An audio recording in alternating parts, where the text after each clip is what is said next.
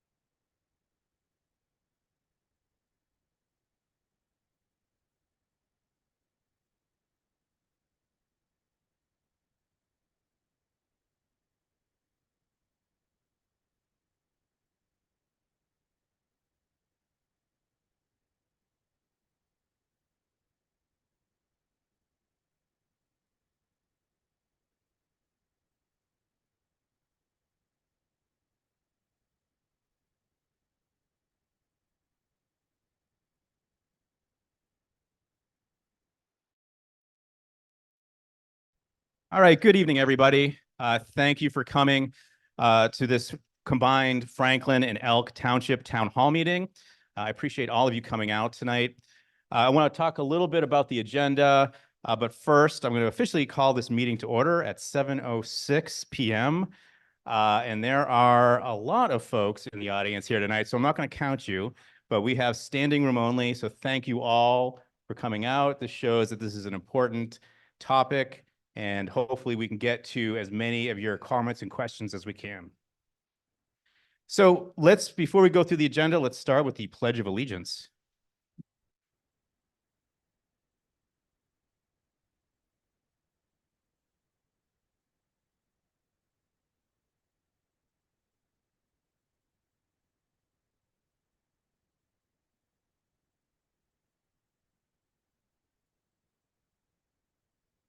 All right, thank you everybody. So tonight we're going to go through a couple of points. First, we're going to pass the mic down the table to give everybody a chance to introduce themselves. I'm David Gerstenhaber. I'm one of the supervisors here in Franklin Township, and I'll be moderating the evening. Going to be a couple of rules to follow when we do get to the question and answer portion or the public comment portion. I'm going to ask people to keep their comments to 2 to 3 minutes. I am going to keep a timer, so forgive me if I sound rude, if I say, okay, your time's up, or can we wrap it up? We really want to get to as many people as I can tonight and make sure that as many comments and questions are answered as we can get to. So try to keep your comments succinct. Also, we have some folks on Zoom who have joined us. If you can, I'm going to do my best to ask or receive questions from Zoom. Those who are with us electronically, please raise your hand and the moderator will do his best to call on you. So with that, as I think most of you have the agenda, we'll do our introductions. DCNR has a short presentation that they would like to go through, and then I will open it up to public comment and questions. And that's what we will do for the majority and remainder of the time for this meeting. So again, thank you very much, all of you, for coming out tonight. And hopefully this is an informative meeting for everybody. So with this, I will hand this mic off to Eric, who will introduce himself. Thank you. Ladies and gentlemen, I am County Commissioner Eric Rowe. Thank you for having me here tonight.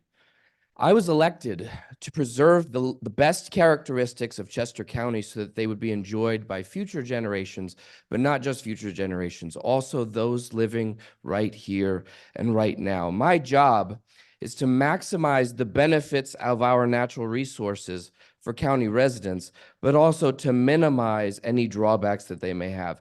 I ran for this office to defend the good things we've got going for us because they are worth defending.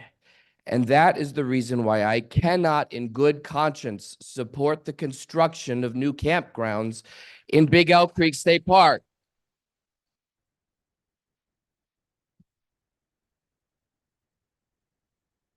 Before I go much further, I would like to thank a dear friend of mine. It's my former colleague in the Pennsylvania House of Representatives for his leadership on this issue, and that's my friend John Lawrence. Thank you, John.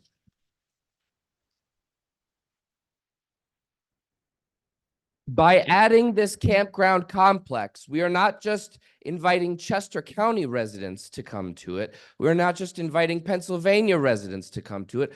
We are not just inviting residents from the neighboring states to come to it. There will be people from all over this country and all of the world coming right to our backyards, and that's unacceptable.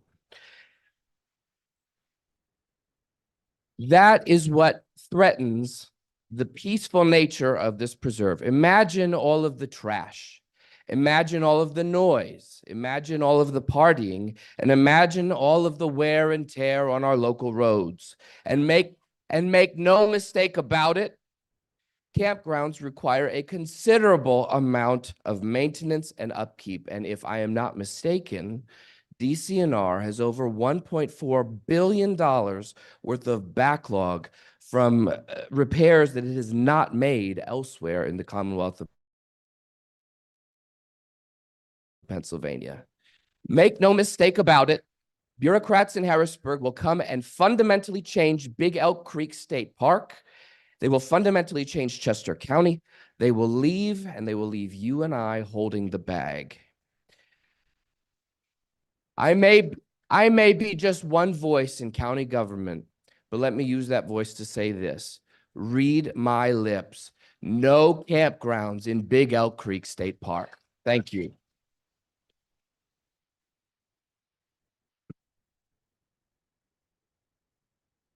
Hi, everybody. I'm Mary Moscowitz, County Commissioner of Chester County. Thank you for having me tonight. I know this is an important issue. You could tell by all the people here. It's awesome when our residents come out to support something or not. And so I just want to say that when we found out, I scheduled a call with DCNR. We had a great conversation with them.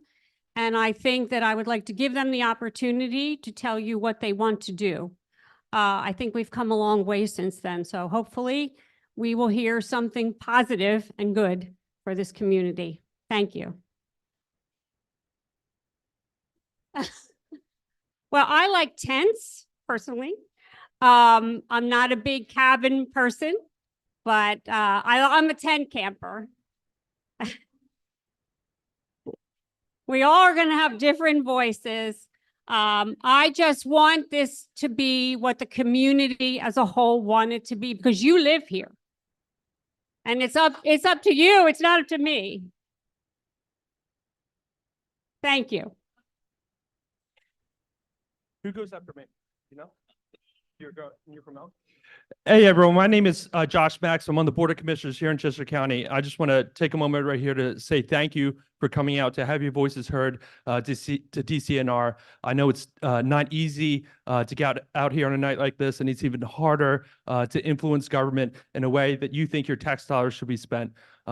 Just know that we're here to make sure we're advocating for what we hear tonight from you on what you want to see happen in your communities. It means a lot to us that you're sharing your ideas with us, and we're here to do everything we possibly can to support you. I don't want to take up all of your time. I know we want to get to DCNR, make sure as many people have the opportunity to voice their concerns as absolutely possible. Know that we're here to help you as much as we possibly can. Position on, you be more on. My position is very simple. I work for you, and I want what you want in your community.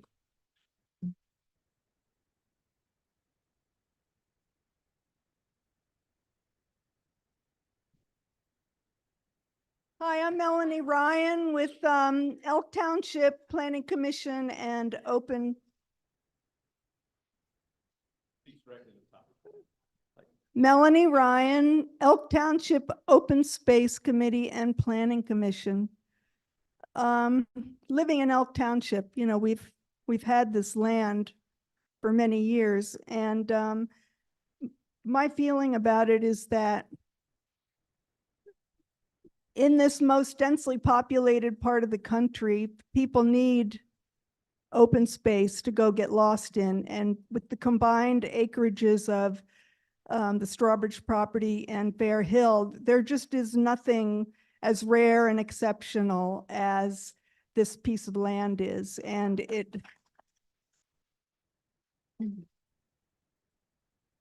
and it needs to be protected for future generations, because there just aren't very many places you can actually go get lost in, and you can do that here.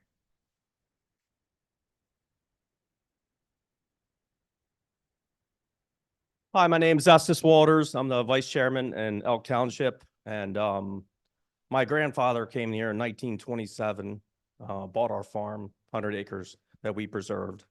And also, my father farmed it all those years. And then he gave, and I inherited afterwards to farm all those years. Elk Township has a budget of about $409,000. Which is, some of you probably have a better budget than that, maybe. But anyway, we have a very small budget, and our fire and our police, or our fire, I'm sorry, is going up to like over $100 and some thousand. That's $100 and some thousand out of that budget. We still got to pave roads. We got to do everything else. The state police, God bless them. We thank them every day that they do our township, but they're stressed out too. They come to, they come to everything we ask them to come to, and they don't need any more hassles in this area. But anyway, the taxpayers about 20, my father I was probably 16, 15, 14 said, and I'll never forget it was like it was yesterday. My father said, Estes, he goes, there's sprawl coming to this area. And he goes, we're going to have a metropolis from Philadelphia to Baltimore. And he said, if we don't do something now, he said, if we don't do something now, that's what it's going to be. So Elk Township, my father was a supervisor, wound up, we did a lot of smart zoning, fair zoning of 2 acres lots and everything else. And all the developers went elsewhere. They never came to Elk Township. So then when I became supervisor, my father had passed away. And 20 years ago, we asked the residents, can you pay 0.5% of your earned income to preserve open space? And so anyway, they did it with not even asking any questions. I mean, it was just awesome. So for 20 years, we bought up all this open space, and now we're 56%, a little over 56% open space in Elk Township. We have 1,700 residents, correct? So why in the world would we want to bring 500 or 600 people? It's a slap in the face to every resident in Elk Township that gave their hard-earned money to leave this land open, and it's a slap in the face to them to try to put 600 people into a 1,700 people township, and it's just ridiculous. So anyway, that's my position, and unfortunately, I'd love that land to stay open. I'd love some walking trails, and leave it open, and it would be great for everybody. So that's my position.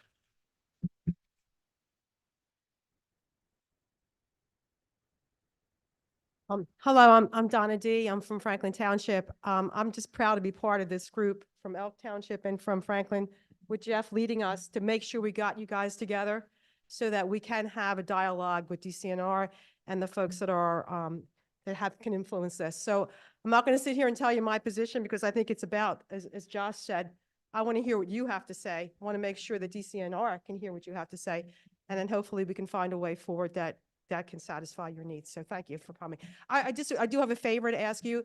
I know you're all excited, but just be, I mean, I don't want DCNR to feel like we're beating them up. I mean, let's hear them. No, because that's not what this is about.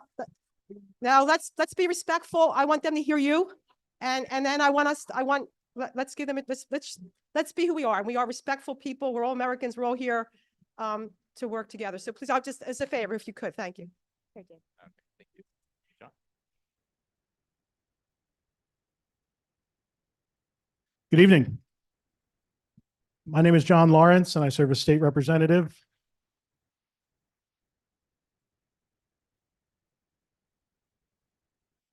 I serve as state representative for most of southern Chester County. Before I say anything else, I would just like to say that we're gathered here this evening in my first school. I grew up in the farmhouse across the street. Oh, I see some folks raising their hand there. All right. I grew up in the farmhouse across the street. I said to Dave when I got here, I've been in this room many times over the years, but I said to Dave, every time I come in here, I just feel like the room used to be a lot bigger because I was much littler. So, 40 years after I was a first grader at Kemblesville Elementary School, having lunch in this Cafe Gymatorium, it's deeply humbling to me to stand here tonight as a representative of this community. And the weight and responsibility of representing you well is upon me. I feel it, this representing my hometown. So in 1984, while Mr. Grumbine was teaching little John Lawrence how to roller skate in this very room, a group of visionary leaders were meeting not far from here to try to figure out what to do with a tremendous gift. For years, a diverse group of individuals fought against insurmountable odds and beat the DuPont Corporation, who turned around and donated thousands of acres to the state of Delaware and the state of Pennsylvania for a wilderness preserve. Not a park, a preserve. Those visionary leaders helped to shape this gift into the White Clay Creek Preserve, a unique resource in the Commonwealth and a cornerstone of this community. Now, over the last, you can give that a round of applause, that's fine. Over the last 20 years, another group came together with another visionary idea that seemed impossible at the outset. Can we connect the White Clay Preserve with Fair Hill Natural Resources area to create a tri-state preserve, something unique really on the eastern seaboard? State money, county money, private money, public money, Delaware money, Pennsylvania money, all came in. In furtherance of this goal, several parcels from George Strawbridge were purchased as part of the White Clay Creek Preserve, in furtherance of this vision. Now, I'm not going to lie. To me, when I heard this proposal to turn part of the preserve into a state park and then to turn it into an overnight attraction, it was a kick in the gut. And to me, it's a violation of public trust. It's a betrayal of decades of efforts by many people, not just in this room, but who are not able to be here tonight, and a lot of the efforts they put forward.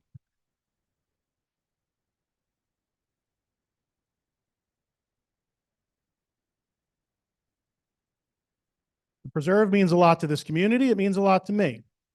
I don't want to get sentimental and mushy, but I proposed my wife on the banks of the White Clay Creek. My parents live just right next to Big Elk Creek State Park. Once we moved from here down a few miles, just right down the street here, right adjacent to it. This is an important issue to me. It's a personal issue to me, and I know it's important for every one of you who's come here this evening. Now, I want to be very clear. I am opposed in its entirety to the presentation, the proposal made by DCNR on November the 6th at Lincoln University.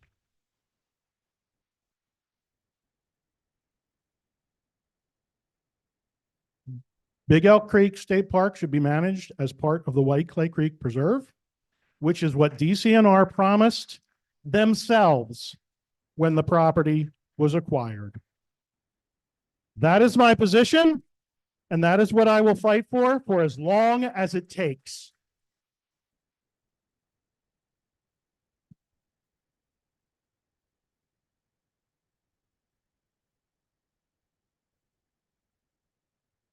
Thank you, John, and everyone for being here tonight. Dave, thank you for hosting, and Franklin Township, Elk Township, and Avon Grove Charter School. I'm Senator Carolyn Kitta, and I represent Elk Township as part of my Senate district that goes from Tredyffrin Township and weaves down to this beautiful part of southern Chester County. And the Big Elk Creek State Park, about half of it is in Elk Township, so is in my district. But the decisions that will be made are going to impact the people who live right next door to Big Elk Creek and the people who live in the surrounding community and beyond. And this is a conversation that we're in the middle of. It started with some small groups. Then we had the larger group on November 6th. I'll bet many of you were there. And some of us, when we saw the presentation and the possibilities for the density, potential density, particularly in the camping area, which is what we saw on one of the slides, we were like, wow, that seems like way too much. And people, you've been giving feedback. I've been listening since before November 6th, since November 6th, and I'm listening tonight. But the important thing is that you are all here, that DCNR is here. Our secretary, Cindy Dunn, is here. This is important enough. She's been here for every meeting. And her key staff, and they are listening. They were listening. They've been listening. So I am very interested to hear what they have to say tonight from what they heard from all of us, quite frankly. I mean, I put my 2 cents in from what I heard from you and a few of my own personal ideas. But the point is, as we have heard, it doesn't matter what I think. What matters is what we think as a group. So we're going to hear from DCNR tonight. I'm going to be all ears, and so are you. And then there's going to be another feedback loop. Now, what do you think about these ideas and these ideas? And then there will be more feedback loops. So we're in the middle of the conversation, and I just want to thank each of you for being here, because it is your voices, each of you, that will help find a good solution that is going to protect this exceptional natural resource for today, for tomorrow, for all of us here in the room today and everyone tomorrow. So we're going to do everything we need to do to make sure that we get it right. Thank you very much.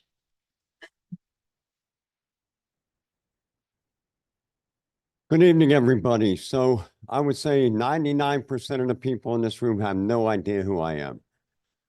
I am Senator John Kane, and just to let you know, I picked up Franklin Township recently when they redrew the map. So this is all new to me. I'm glad to be here. I'm glad to meet everybody. DCNR, I appreciate Secretary Dunn for coming out here and her staff to give me a little bit more information about what's going on here. When I first got wind about what was going on, of course, it's all right, well, let's hear what the community's got to say. Well, obviously, the community's got an awful lot to say, and that's why I'm here tonight. I appreciate you coming out. I appreciate the invite to come out to this event, to listen to what the community's got to say and see what we can do. We have beautiful natural land out here. We want to keep it preserved. I grew up in Delaware County, and I saw what happens when you develop a county. I moved out to Chester County in 2020. And like my colleagues, we're all from Chester County. I love the open space out here. I want to make sure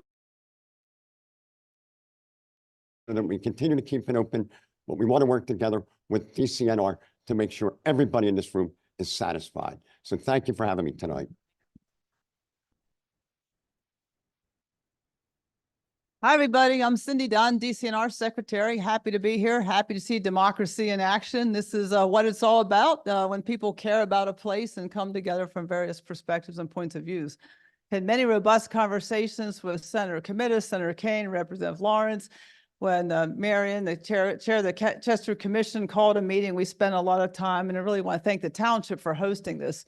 This is democracy at its best, and I want to assure you, your elected officials are paying a lot of attention and really reflecting the views. And we've put out our net with a lot of public input. We're hearing your voice. We've heard it through cards from the November 6th. We've heard it through phone calls, emails, passionate letters, signs on the roads coming up here, which, by the way, I'd love to have one for my office if you don't mind. And this, this is democracy in action. Public lands are about the public. We serve in DCNR 13 million Pennsylvanians.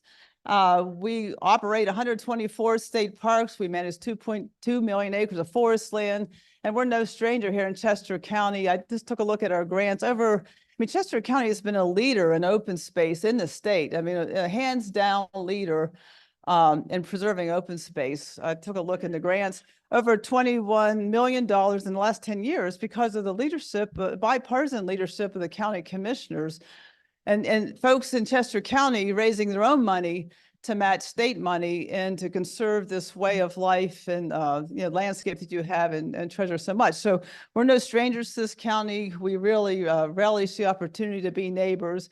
And I think we've gotten a sense that you need to get to know us a little bit better before really understanding us and really trusting us. And so we appreciate that. We're going to spend some time on that. One thing I think that'll cause the room to relax a little bit more, we're putting the camping plan aside for now in this first blueprint of a master plan. We've heard you. I saw a smiley face on the sign back there. So what we'd like to move forward on is a plan that includes hiking trails. And someone down the line mentioned getting lost in the state park. We want people to get mentally lost in nature, but not physically lost. So we do want trails that are marked, trailheads that people can find, and a visitor center park office that people can go to, for safety and needs. Oh, this is a dialogue. The interesting thing about Chester County and the stories to be told, you got 1.5 miles of Mason-Dixon line at your border. This is one of the most historically important elements of Pennsylvania. This is where the freedom seekers were walking across seeking freedom. The Mason-Dixon line is magical.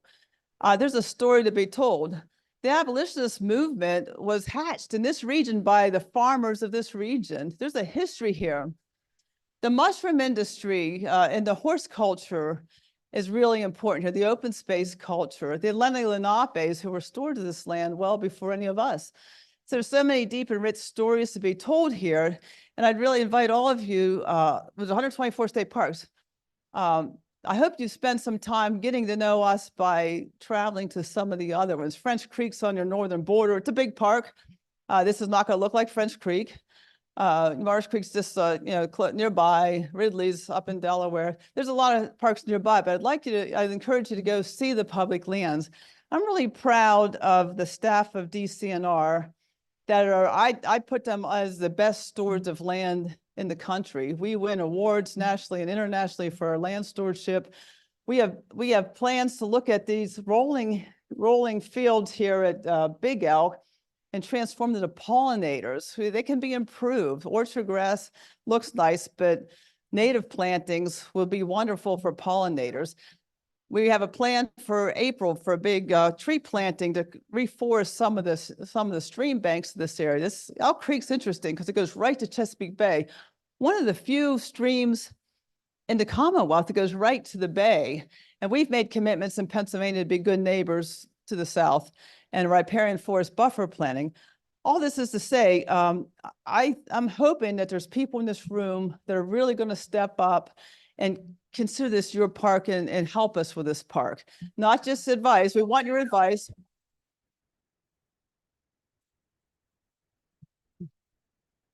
Well, whether you want, I mean, so we welcome your voice, but we also hope that you're interested in the native plantings and some of the environmental work we want to do there too. There are a number of DCNR staff in the room. I'd like to point out John Norbeck's our Deputy of Parks and Forestry.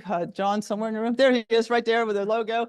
John, yeah, thanks, John. John's an expert in this field. We got him from Maryland DNR, where Fairhill was one of his management units, and now he's our Deputy of Parks and Forest in DCNR. He was a Director of State Parks when the first Big Elk Tract came into DCNR's management from the Strawbridge Tract. John Hallis is our Director of State Park. He'll be running our presentation. Rob Champion, give a hand for John Hallis. He'll be here and welcome him.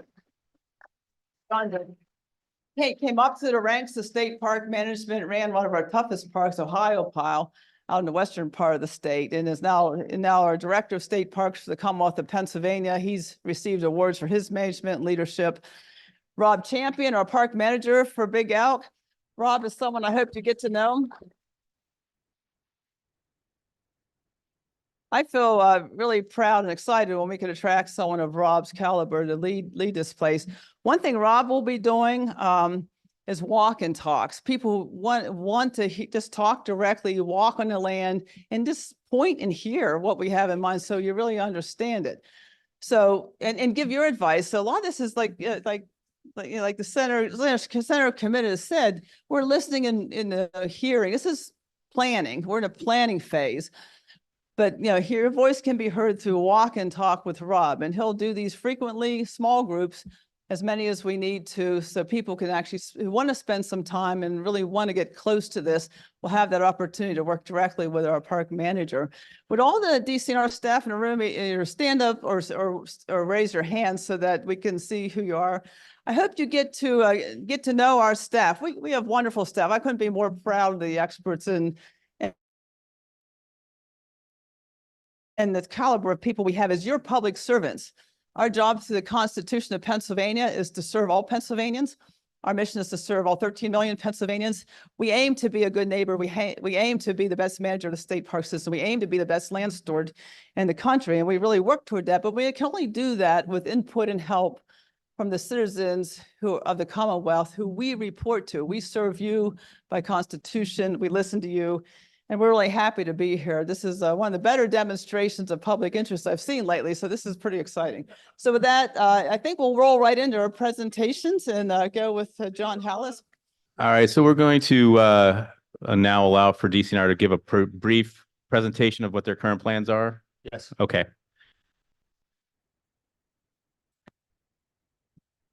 Thank you, Secretary Dunn. Yeah. And folks, I'd like to make a comment here. You're going to have an opportunity to voice your opinion and ask your questions. So please be respectful as folks are trying to speak to you. I appreciate it. Thank you. Thank you. And I'd like to thank Elk and Franklin Townships for hosting us. And we are happy to be here. Senator Kitta said it. This is a continuing conversation. We are in an initial plan, a master plan for Big Elk Creek State Park. And you know, all of your voices are significant in contributing to what the park ultimately becomes in the end. I was sort of, and again, this was sort of a surprise that after our early November meeting in 2022, that presentation, his initial presentation of high concepts, of how many people weren't engaged earlier. And we had just started the master planning work earlier in 2022 or 23. And, you know, the concern for me was immediately is, okay, there are voices that haven't been heard, particularly the people that are living closest to the resource that we're the stewards of, and by mission and mandate need to take care of. So I just wanted to, I think, start off this evening just with a very brief sort of recap and introduction to Pennsylvania State Parks, because we are state park operations, and the idea of a state park in Southern Chester County is a new thing as far as, you know, standing up amenities, improvements, and enhancements for the natural and cultural resources of the park, as well as visitor services. So I just want to talk a little bit about state parks, and then we'll get into specifics on Big Elk Creek. The primary mission of Pennsylvania State Parks is to provide outdoor opportunities for enjoying healthful outdoor recreation and serve as outdoor classrooms for environmental education. And environmental education is baked into our mission. In meeting these purposes, this conservation of the natural, scenic, aesthetic, and historic values of parks should be given first consideration. Stewardship responsibilities should be carried out in a way that protects the natural outdoor experience for the enjoyment of current as well as future generations. That is the mission that drives the Bureau of State Parks and DCNR. As Secretary Dunn noted, we have 124 state parks, and the stewardship of the natural and cultural resources is in perpetuity. State park lands are conserved and held in the highest regard. Unlike other types of Commonwealth, and a lot of folks don't know this, but unlike other types of Commonwealth property, by law, state park lands cannot be treated as surplus for divestment and alternative uses. We are in the forever business. Because of the conserved natural and cultural resources, state parks contain high values for the public's use and enjoyment, and the significant responsibilities placed on DCNR associated with that public use. That's a given. And as Secretary Dunn noted too, the necessary management is provided by a team of DCNR professionals with the training, the skills, expertise, and commitment to meet the mission and mandate for the conservation and operations of our state parks. Can you advance? So Secretary Dunn covered some of this, and this is just going to be a quick recap. And I know those in this room present tonight, both elected officials as well as the public, have had a part to play, a significant part to play in this vision of creating the acreage that is assembled for Big Elk Creek State Park. But unlike many park acquisitions in recent years, the acquisitions for Big Elk Creek State Park took a long period of time. It was an extended period of time. As Secretary Dunn noted, John Norbeck was the director in 2009, 2010, when the first section was brought in, the one that adjoins the state boundary in Fairhill. As these were occurring, and specific to the George Strawbridge properties, DCNR was not simultaneously gaining new funding and staffing, as these acreages were accreting onto the park's portfolio. These were new responsibilities, to be honest, and a new mandate as necessitated by our authority in the Conservation Natural Resources Act. But we did not have the assets to actually manage them properly and improve them as necessary per our mandate. As the Strawbridge properties were added out of necessity and geographic proximity, Big Elk Creek parcels were added administratively to White Clay Creek. Now, if you roll the clock back to that 2010 timeframe, Big Elk Creek was a standalone unit within our system administratively. It had a single park manager, Bill Mortimer. Many of you probably remember him. He was the longstanding manager at White Clay Creek Preserve. But it was a single unit at that time. And one of the smallest units as far as staffing and funding across our entire system. It was probably approximately 2014, after Bill retired, the staffing was further flattened and decreased out of budget necessities. And we were looking for efficiencies and gaining efficiencies by complexing White Clay Creek Preserve with the Big Elk Creek sections that were being acquired at that time frame with the Ridley Creek State Park Complex, a larger state park complex with more staffing that could lend the support that was needed down here for what was frankly an understaffed and under-resourced and funded parcels of land as part of the White Clay Creek Preserve. Even as these additions were occurring, I said staffing for White Clay was largely remaining unchanged. One of the things I'll touch on as we move through the acquisition phase is even as we announced the new state park at the end of the Wolf administration in 2022, we were gaining additional acreage even then, beyond what was gained through the Strawbridge acquisitions. The Martin Tract was added, an important significant conservation value added. So after the acquisitions, including the Martin acquisition, it was the last to be added to the Big Elk Creek State Park. Governor Wolf holds a state park dedication. And we were at Susquehanna Riverlands when all three new state parks were added. Susquehanna Riverlands was the announcement with the governor, and then Big Elk Creek State Park in Chester County, and then we added Vosburgh Neck in Wyoming County in one fell swoop. That in and of itself is sort of an unprecedented occurrence in the history of our agency to gain the funding, the staffing, and all the resources needed to administer and run, safely operate, and steward all three of these new parks. So then we start what's necessary in a new state park with significant resource needs, both cultural and natural, as well as visitor amenities and enhancements and services to make the park safe and accessible for the public that needs to enjoy it. The master planning process was started in 23. It continues on. As we said, this is a continuing conversation. What was presented in November were the initial high-level concepts for a master plan that is still a work in progress. So I was asked, and I've been asked as we've been talking about this specifically since the November meeting, discuss about timeline to try to set expectations for the public and for ourselves, to be honest, on what's going to transpire over the next several years at Big Elk Creek State Park, as well as Susquehanna Riverlands, and to a lesser extent, Vosburgh Neck in Wyoming County. The master plan will be finalized. And when it is finalized, there will be improvements and enhancements called out in that master plan. I'm going to talk a little bit about master planning a little bit more in the next slide. But then we'll be moving on through a design and permitting stage. And this is really the detailed work that needs to happen before any improvements could be made on the park. That's going to run through 25. 26 and 27 would be construction and prioritization of initial improvements. And that is at the very earliest. And when I say improvements, that could be a new trail or a trail connection, trailhead parking and establishment of comfort facilities for the public. Those parking, safe parking and access. I'm going to go on, and then 2028 and beyond, continued resource improvements, park enhancements, and stewardship. I'm going to talk a little bit more about the exact types of improvements and enhancements in a later slide. Can we go to the next one? Thank you. I need to sit.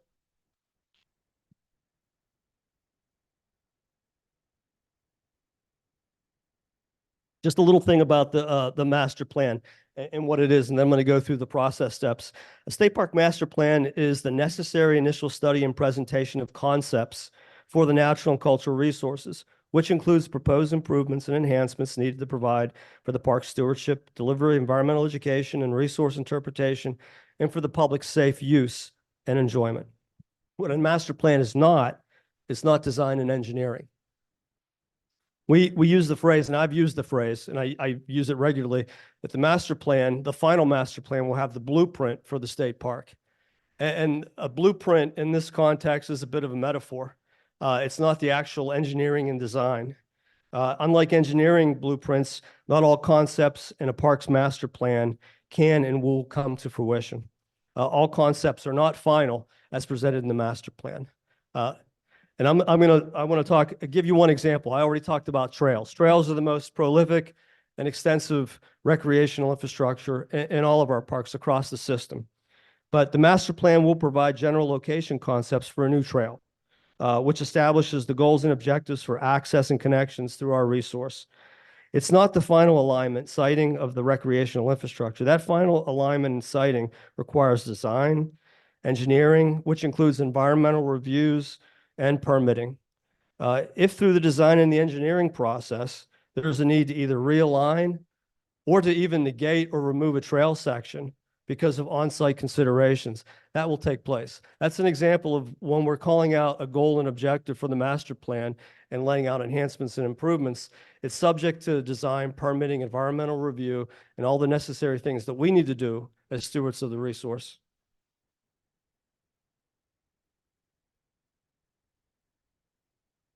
Got it. 5 more minutes? Okay.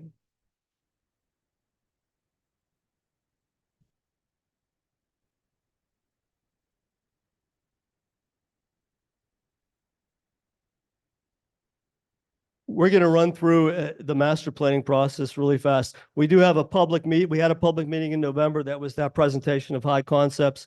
We're going to go through amenities and revisions and work with our consultant as we finish the master plan. Part of this tonight and gathering your input are going to be flown into that final product that we're also going to present again to all of you in another public presentation later in the spring. You go to the next slide.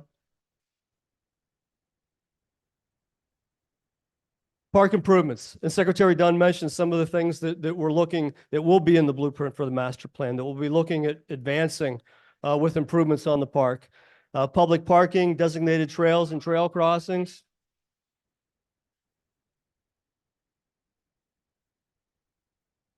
There are trails that need to be created as well as trails that need to be improved, both to improve the resource and protect the water resources and terrestrial resources of the park. So these things will be done in such a way to protect and curtail that. I know that there's objections to a visitor center and park office, but I will say this regarding a visitor center. Interpretation is a necessary and critical part of what we do. Yes. And administrative facilities are what is needed on the park to actually steward the park in perpetuity and take care of the resources. Folks, hey folks, you'll have your chance, please. We go to the next slide. So some of the things that we're doing, and this is out in front of the master plan, from the moment that we've received the resources needed to establish the state park, the resources come first and foremost in our efforts and minds. 75-acre meadow established and managed by DCNR fall of 2023. In the spring, we'll be doing 45 acres of meadow establishment and 265 acres of forested riparian buffer plantings to improve water quality and make a more resilient and viable resource. In 2024, 580 acres remaining in agricultural land management agreement. Of those, 245 acres have been designated as key grassland nesting bird habitat to be protected during the seasons the birds are vulnerable. In the spring of 24, rare species surveys will be conducted, and then stream restoration and access improvements will be called out in the master plan for further advancement. And additional meadow establishment and forest stewardship, not only of existing forests, but reforestation in areas that need it will be occurring as called out by the master plan. I would say that every land in Pennsylvania needs a steward. I just want to give you an example, just some folks, let me just finish this, and you'll have time certainly for questions, and we're here to answer those questions tonight. This is Jacobsburg Environmental Education Center. Habitat, meadow habitat for pollinators is critical. Establishing that, particularly in this pastoral landscape down here, that meets the character and the ecological needs of this area in southern Chester County. Improving the land to establish those meadows is critical. Otherwise, as you know, if you have fallow ground that's an agricultural piece now, it will be filled, and it is filling with invasive species and species that are unwanted. So stewardship of that meadow area in the future, the establishment and stewardship is critical to maintain the resources of this park. Riparian buffer planting, this one's in New Cumberland Borough, but we do these, and they're critical not only in the riparian zones of our parks to protect the streams and tributaries and waterways, to enhance environmental stewardship of those waterways. These are critical actions that we need to take, but also reforestation, as I mentioned earlier, in areas of the park that need it. All right, I'm getting through it, folks. Give me another 2 minutes.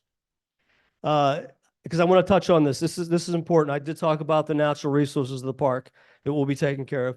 The cultural improvements enhancements are critical. You all know this. This is a Mason-Dixon marker.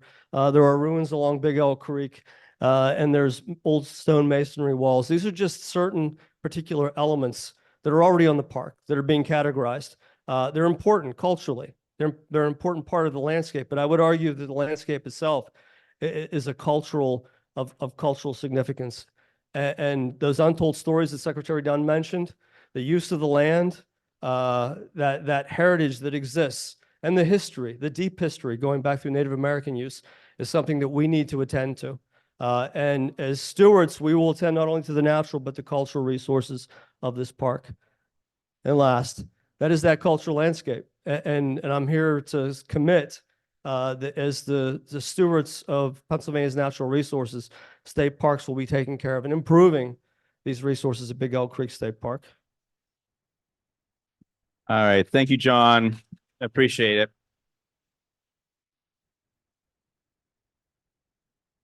All right. Thank you. So I actually have the public mic in my hand, but now we will transfer over to question and answers. So if you have a question, there's a couple of ways we can do this. I think folks can start and line up in front of the podium to ask their questions. If you don't want to get up, I think we can have some volunteer run a mic out to you. Just raise your hand if you have a question.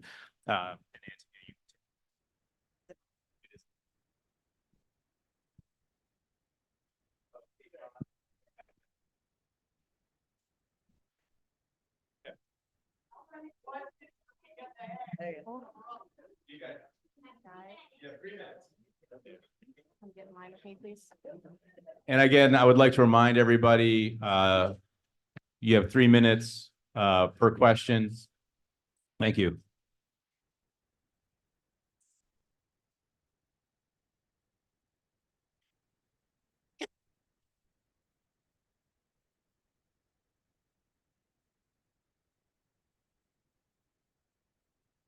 So while we're getting organized, Franklin Township and Elk Township collected a number of questions online through our website. And I'll just throw out one of the online questions first. And I think this is directed to DCNR. So the biggest question that we got was, how can we see the survey results that you conducted that justified a KOA style campground? This land was deeded as a preserve. What justifies betraying that agreement? Can a new survey be conducted for the local residents' opinions and desires? And can we see those results?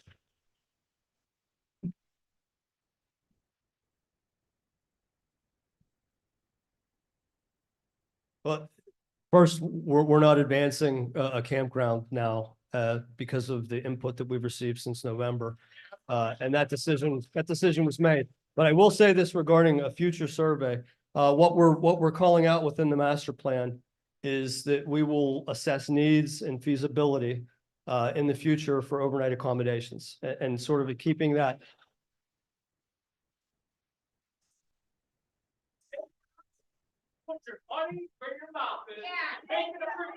When we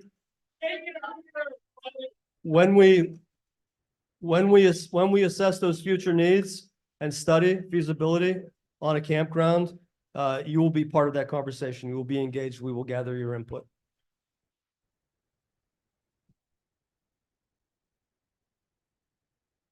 Can you hear me? Nobody can hear.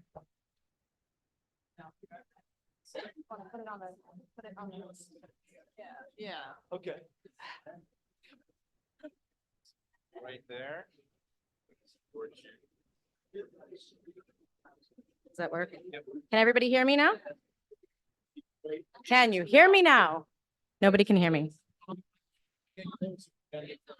You guys hear me? Okay.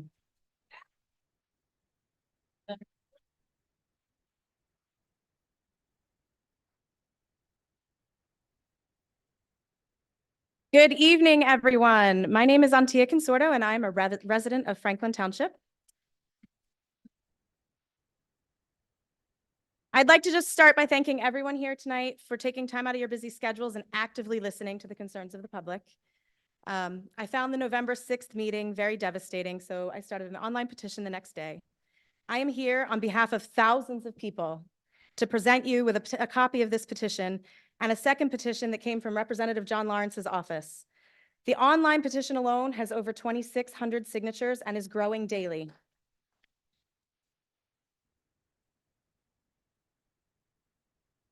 This is more than double the number of participants in DCNR survey. The paper petition from Representative Lawrence's office has 844 signatures. These petitions combined have signatures from 43 of the 50 states, showing this is not just local residents opposing future development plans. The idea of taking this unique historic land and developing it for anything other than low-impact recreation is abhorrent and certainly not in keeping with preserving much-needed open space. The statement that the proposed development was only 5% of the total park was very misleading. The development of 5% would be the equivalent of 3 Christiana malls, or for the baseball fans, 4 Citizen Bank parks. The DCNR survey results indicating a strong desire for camping only existed because the survey question was flawed. There was no option to select overnight camping accommodations, leaving people with the least obnoxious option of just camping. Local residents and other supporters of open space and conservation were thrilled when the land was acquired as part of the White Clay Creek Preserve, but now we feel betrayed by DCNR.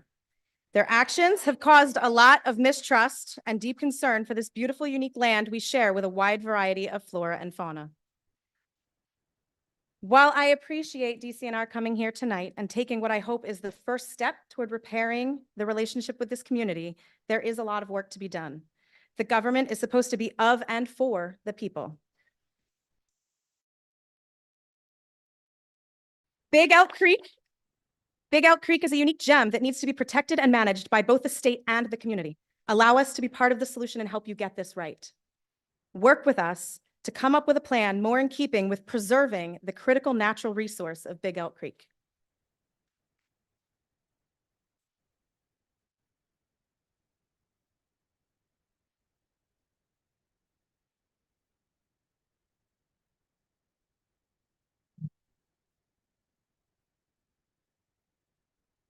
Good evening. My name is Judy Jordan. I wrote the Elk Creek's Watershed Conservation Plan when I worked for Brandywine Conservancy in 2002 with funding from DCNR. And this was something that was signed by all of the supervisors from each one of the townships that's in the watershed. And it is part officially of DCNR's officials policy. First of all, I want to thank you all for being here, all the elected officials, Secretary Dunn and your staff, and my friends and neighbors. Thank you for coming out. This is really important to be able to have this conversation. I would like to see it be the start of a conversation. I've sat where you're sitting, and I don't necessarily envy the job that you guys at DCNR have in front of you right now. There's a lot of pressure on you to satisfy a lot of different competing interests, and that is not an easy thing to do. So thank you very much for listening. I'm sorry if there seems to be a little more hostility than would be preferred under the circumstances, but thank you for being here and for listening. It's a very difficult job to do, to try to balance all these kind of competing interests. As you've already heard, and we'll probably hear again several times this evening, the concept of a full-service campground is very objectionable to those who currently live on the property or frequent it. And I'm very pleased to hear that that concept has been set aside. Many of us were worried what would happen when Mr. Strawbridge made decisions about the fate of the property. And there was a collective sigh of relief when we learned that he had officially sealed the deal for conservation. That property was called out in the Watershed Conservation Plan as one to be preserved, to be subject to a conservation easement for the many reasons that are laid out in here. This contains a survey of all the plants and animals that we could find within the Elk Creek's watershed, including on the Strawbridge property. And there were conversations that the Brandywine Conservancy had with Mr. Strawbridge at that time. So I'm here to underscore the dedication that many of us have to seeing this through to make sure that the property and its ecological assets are properly respected and conserved. And I'm taking you at your word that our input will be duly sought and accepted.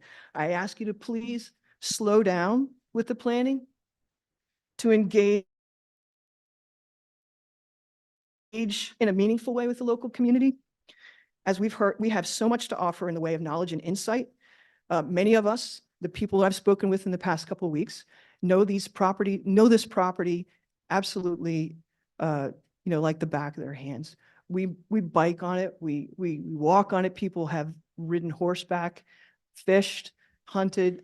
This property is absolutely sacrosanct to a lot of people around here. So please consider convening an advisory committee that can provide meaningful input on your planning process. Please listen and take the time to do this right. And thank you again for giving me the chance to talk about this.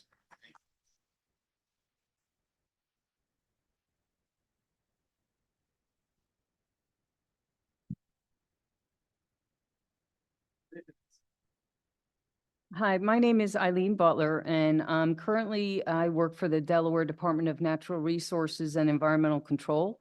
I have 30+ years experience in the environmental field, with over 26 years specifically in land preservation. I've just been reappointed to the East Nottingham Township Planning Commission. My plan was to come here tonight to listen to what the state was planning to do on this land, but I felt compelled to express my concerns regarding the plan suggested by the state thus far. In an article dated March 10, 2020, entitled Land Deal Grows Pennsylvania Preserve to 3,000 Acres, which was published in Penn Live Patriot News, Marcus Schnank wrote, featuring rolling farmlands, open grasslands, wooded terrain, and stream corridor, the 978-acre Strawbridge property was officially transferred from the Conservation Fund to DCNR for permanent protection and management. Now, there was a lot said in that article that talked about the land itself, but while I was reading it, what really impacted me most were the words from DCNR staff. The park will remain largely undeveloped for some time to come, and it will always remain a place designated for low-impact recreation, said K. Mike Redding, statewide manager for land projects and acquisition for DCNR. We plan to work with local partners to develop a plan for the land and how it fits into the landscape and adjoining open space in Pennsylvania, Delaware, and Maryland. He explained the benefits of protecting these historic lands, that they are multifaceted. For those who will enjoy the park, they will be treated to passive, low-impact type of recreational activities, including hiking, biking, fishing, boating, birdwatching, hunting, and exploring. For those who won't use the park directly, the benefits are clean air and clean water that these amazing open spaces provide. There's also the benefit to the wildlife and plant species that call this area home. The main attraction is the low-impact recreational component itself. The quietness that a non-developed park brings has benefits for those wishing to explore nature without the development typically associated with a day use or overnight park. So I asked DCNR, what happened? Why the change from just 3 years ago? You have 13 staff members that dedicated for this property. Why not amend their responsibilities to include more staff for environmental education, invasive species control, sustainable trail maintenance, monitoring of the conservation values on the property as land management issues inevitably arise with various adjacent neighbors? I will say I appreciated the meadow planting. I respectfully request you start the process over to work with local partners to develop a plan for the land that will maintain it as a low-impact park. And this is honestly the first time I've heard of this effort, and only because of the mailing that came from Representative Lawrence's office. So you need to engage the public better. And thank you.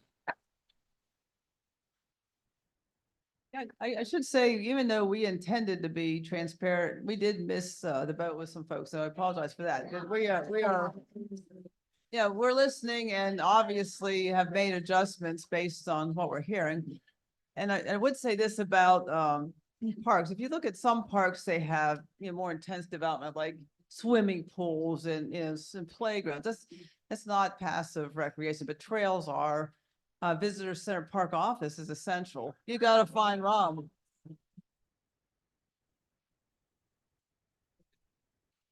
My name is Cecilia Tanzer, and I'm a resident of Franklin Township and a taxpayer. And I just have 3 quick points this evening. Please keep Big Elk Park as a preserve. Please be good stewards, DCNR. Honor your existing obligations and use the Big Elk campground budget and the $1.4 billion deficit that you currently have to finish the repairs and upgrades on your existing facilities before building anything new. Don't build another facility without ensuring decades of money to support it. Do not burden our children with your additional facilities until current ones are in order.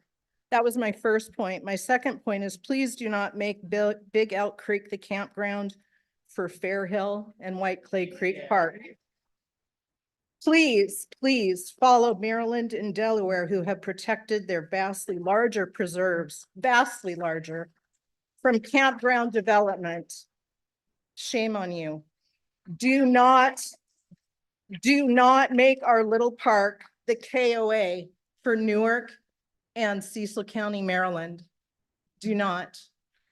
My third point, and then I'm done, is please do not diminish the size or the impact of the proposed campground.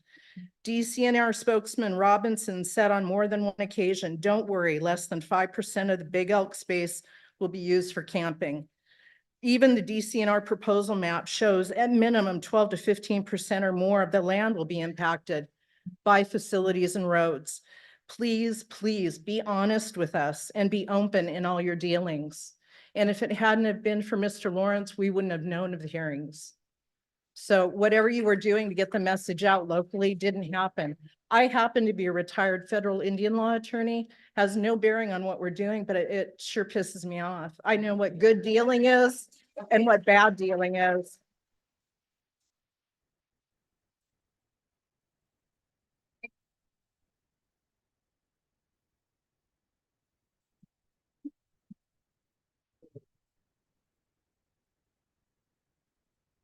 Hi, my name is Ryan Kelly. I'm a resident of Franklin Township, and my home borders the park. First, I'd like to thank you for being here tonight. I spent a lot of time in my life in national parks and state parks. Myself and my family have benefited tremendously. And the fact that I find myself here, when it feels on like the other team on the other side, it's honestly truly heartbreaking. I'm going to go off script a little here because I think you've heard some of our feedback, and I want to thank you for that. I want to look forward to how we move forward together. When I saw the concept in November, I felt betrayed, John. I think you said it very well. I felt betrayed. I don't feel like our input was taken going into that, and it felt like there was a conclusion or decisions already made at that meeting. So that has caused a lot of stress in this community.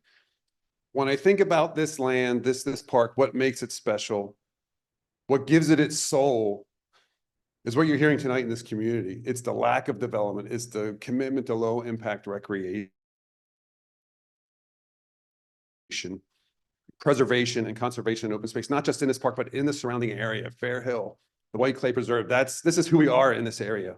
And when that was threatened, you know, it caused a lot of stress in our community. I spent a lot of time thinking about this. I've been quite conflicted over the last couple of months. I've asked myself, am I losing the big picture?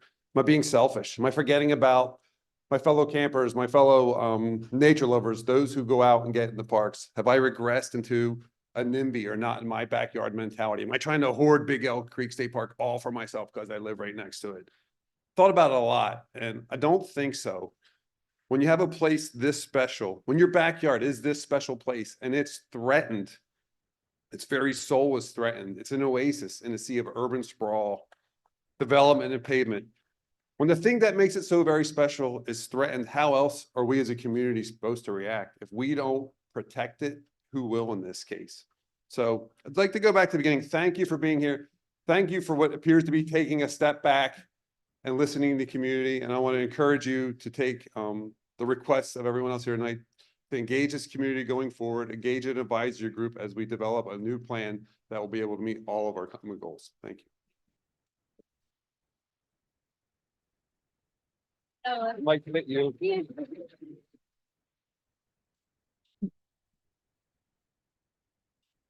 Sorry, I'm a lot shorter. Good evening. My name is Henrietta Bellman, and I live with my partner on Appleton Road. Our property backs up to the southwest corner of the Big Elk Creek State Park. From our yard, we see woodpeckers, great blue herons, nesting bluebirds, huge flocks of common grackles, hawks, and bald eagles. At night, we hear bats, owls, flying squirrels, hundreds of calling frogs and toads, and coyotes yipping. Yes, coyotes. As I'm sure you're aware, some of these species are listed under the Pennsylvania Natural Heritage Program as either threatened and endangered species or cited in the Pennsylvania State Wildlife Action Plan as species of greatest conservation need. Further, some of these species are protected under federal mandates and legislation.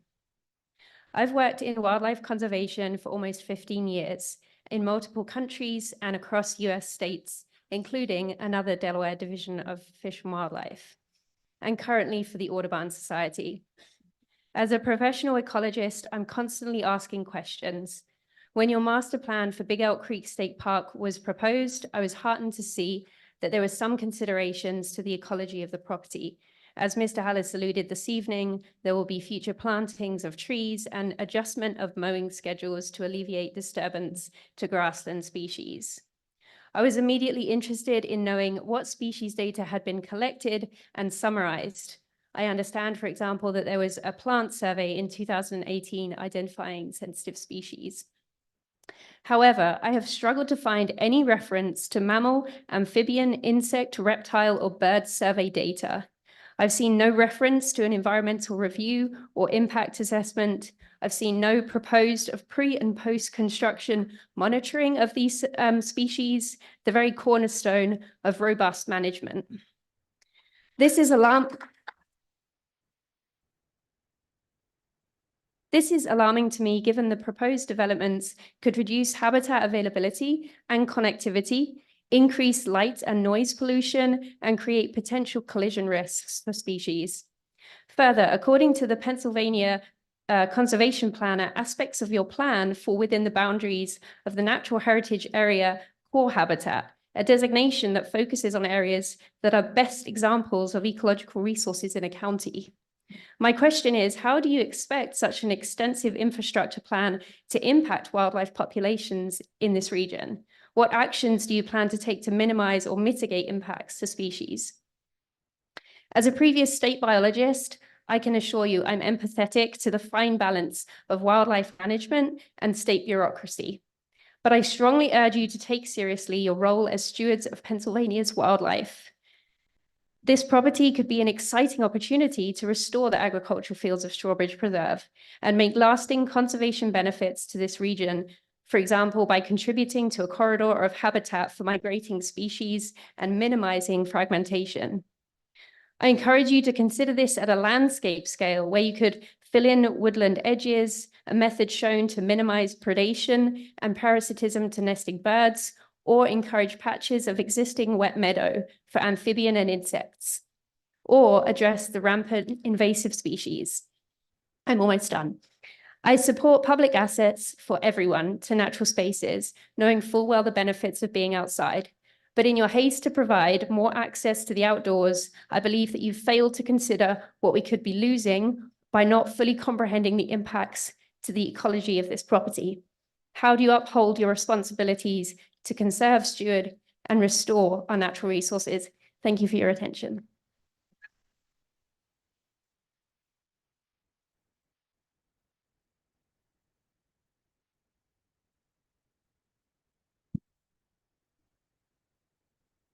I'm a little taller. Hi, my name is Shane. Thanks for facilitating tonight. Speaking to the people who are weird base in this room. Talking to the people who are developing this park. Here we go. Hello. I'm a musician. I assume that you got into conservation because you either love open spaces or maybe you dreamed of them when you were young and you didn't have access. I love outdoors. Some of my earliest memories are in the Strawbridge land that is now in question. I also have a vivid memory of the first time I went to New York City and my granddad gave me $10 to spend while I was there. And I was so excited about it. And I ended up buying a wallet for $10. And there was a bald eagle on the front of it, a lot like the bald eagles that are nesting out there in the land. And I realized I had no wallet to put my dollars in. And I don't want the same thing to happen with the Big Elk Creek. I think the true treasure of this place is that it is undeveloped. And I want to make sure we slow down and take a breath and leave it as the treasure that it is. And I want everyone to be able to enjoy it in its beautiful state. I'm not angry here. I'm bringing these comments as a hope for working together as a community. Clearly, a lot of us care. I've been to 29 countries and I've to work and play music, and I've been to more than that, just outside of working. And I've seen enough to know that what we have here is a treasure. There aren't many open spaces like this in the world. And I want to make sure that we cherish it.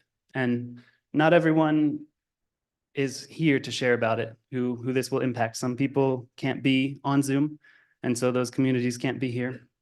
There's a lot of people who are not here. One neighbor who hates public speaking, I also hate it, but I got up here trying. One neighbor who hates public speaking told me that building things for people to go in nature tells them that they can't enjoy nature without something being built for them. And I want us to know that, thank you.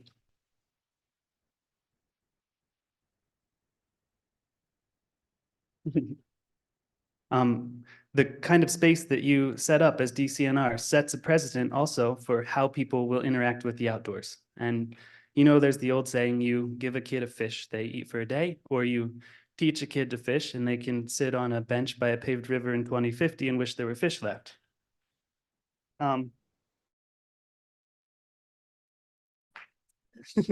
So I'm seeing this as a chance to live out the values of the DCNR and think of the future generations. It's still an opportunity. So for healthy fish, so that the fish can be happy and so our future children can be happy, we need to consider ecosystem health that starts far uphill. And I'm thankful there are already things in place like tree plantings and riparian buffer zones.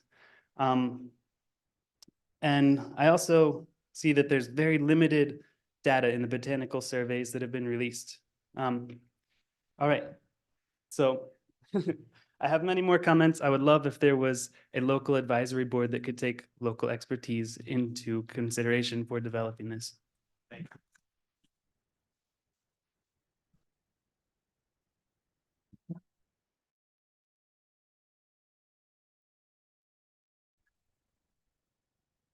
My name is Kerry Kiernan. I have been a resident here at Franklin Township for a long, long time, going back to the mid 80s. You're right, there is a feedback here. There we go. Take advice from the musician. Thank you. And I've been a resident of Chester County for a long, long time, you know, going back to, I think it was 3 years old.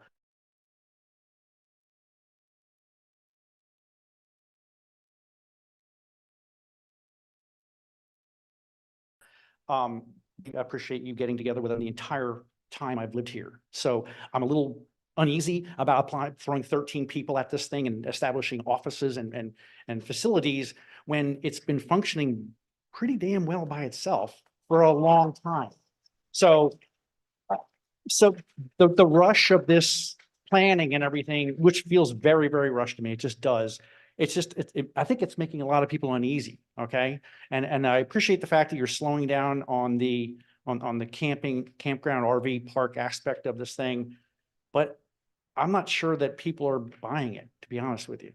You know, because it just, the way this thing is rushed through, honestly, it just makes people really uncomfortable with it. And I think I just have to tell you that, so you understand why these people are acting the way they are, right? I mean, we're all kind of weirded out by this thing.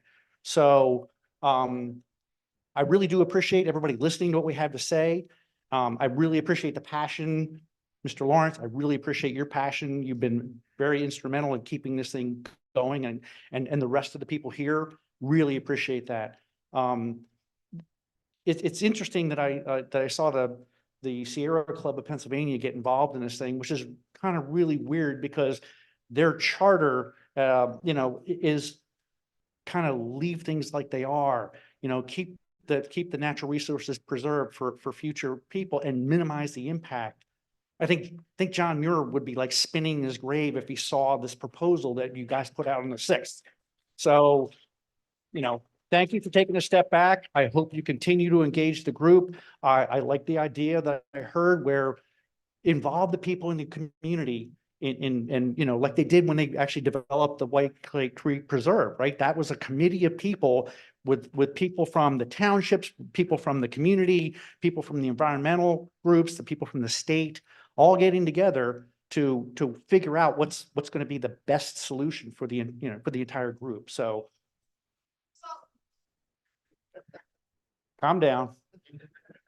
Anyway, thank you very much. I really appreciate your time. Have a good evening.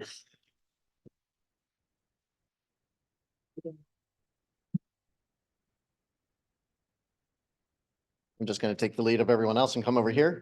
Good evening. My name is James Gilson, resident of Franklin Township and an aerospace engineering by schooling. So I do not have the ecology or environmental background.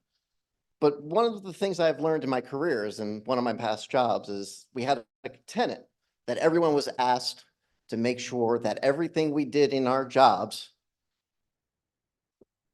was an ethical decision making culture, and we worked to increase the psychological safety of everyone. And it was all based on do what's right, respect others, perform with excellence, and relationships matter. Tonight, I just want to focus on respect others and relationships matter because I think we're just miscommunicating right now. The Department of Conservation and Natural Resources has a mission statement to conserve and sustain Pennsylvania's natural resources for present and future generations. Use and enjoyment. The DCNR's vision for the mission is identified as inspiring citizens to value their natural resources, engage in conservation practices, and experience the outdoors. The DCNR team has certainly achieved their vision as evidenced by this large group gathered here today in this room and online. We want to be engaged. We want to be part of the solution. However, DCNR has attempted to do what's right and gain input and feedback from the community when it comes to the Big Elk Creek's contribution to one of the largest contiguous areas of preserved land between Washington, D.C. and New York City, missed the mark. I believe you missed the mark in respecting others and building relationships with us. The communications that have been flowing from DCNR since that November 6th meeting has been rather dismal from my perspective. The survey questions were flawed in not allowing a choice to select no camping as an option. Thank you for taking our voices and taking that off the table for the time being. Obviously, we need to reconvene and cover that topic later. The FAQs that were sent out, from my perspective, when I was reading, they seemed to be intentionally demoralizing this organization and these people here today to stop fighting and assume that this is a done deal. And I don't know why you are pushing back, but that may not have been in your intent, but again, that was our perception. Again, goes back to communication. According to an article from SpotlightPA.org, DCNR has the backlog of $1.4 billion, as we talked about. There's a large drive that you utilize a lot of volunteer work and donations to support a lot of that maintenance work at your parks to help offset and fill that gap because you're not getting the funding you need from the state. Well, this is where relationships matter. We don't feel as part of the solution. So if you're going to do anything at Big Elk Creek and you want support from the community, you need to engage the community. Keep us involved. Keep us appraised. Thank you very much for your time.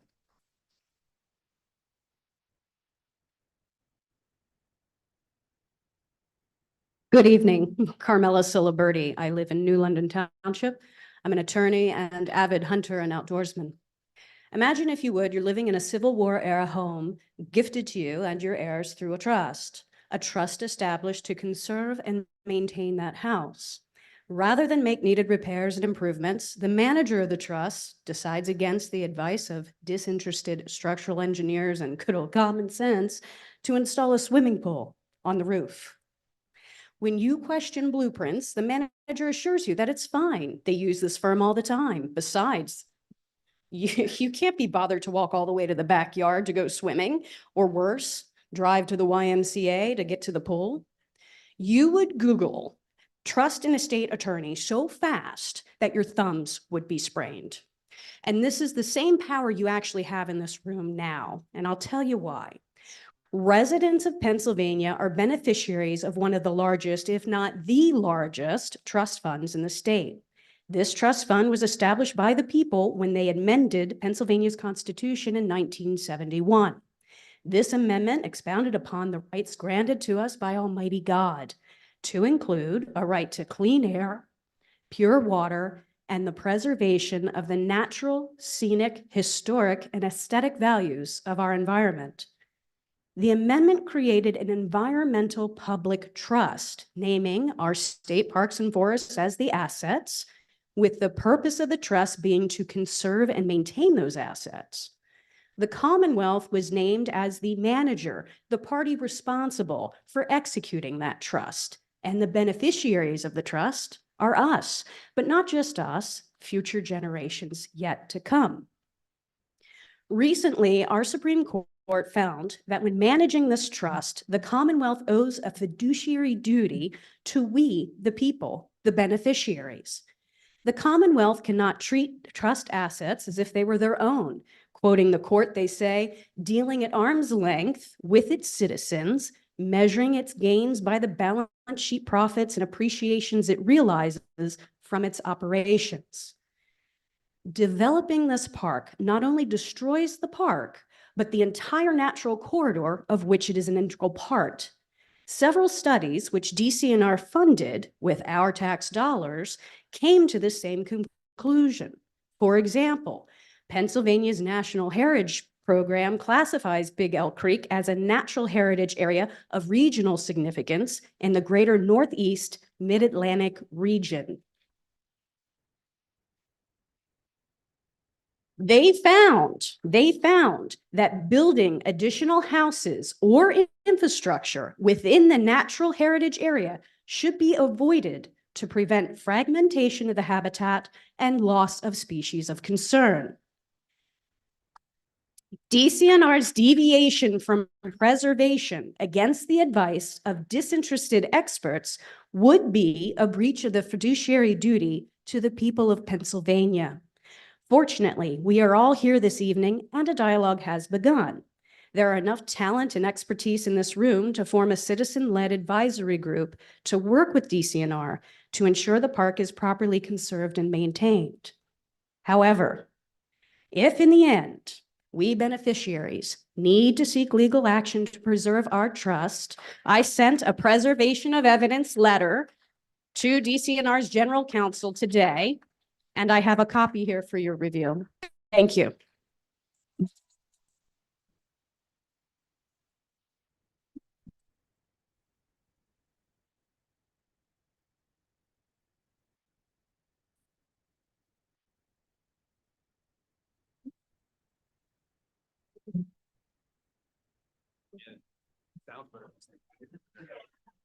Good evening. It is a little bit hard to follow that one up, but my name's Joy Comfort and I am a landscape architect. And 22 years ago, I was on the board of the Elk Creek Watershed Association, and we worked with Elk Township and the Strawbridge family to open Spring Lawn Road as a trail. The reason we did that was because we all live in areas that are developed. And that was an area that would allow us to get lost in nature, to enjoy the water, to enjoy the forest, to enjoy the meadows that we see. That was our purpose. And over the years, as multiple people have touched the land and tried to preserve it, that was everyone's intention, preserve the land as a natural resource. I applaud everything that you are proposing that would enhance those natural resources. The reforestry, or attention to meadow development, all of that is good for land and water quality. But I caution you, please be careful with any sort of development that you are thinking about. I looked at the topography map and compared it with the development map. And basically, it's not a very large tract of land we're talking about. If you are on Spring Lawn Trail and you are looking to either side, you will be able to see almost all parts of the property. So you need to be even careful with the trails that you develop to be aware that people we want to be lost in nature. We do not want a highway of anything, of park offices, amphitheaters, and even trails. You need to be careful with what you do with trails. So I caution you, please take into account everyone's intent with this property was preservation of a beautiful natural resources, best for our land and water quality and our mental health.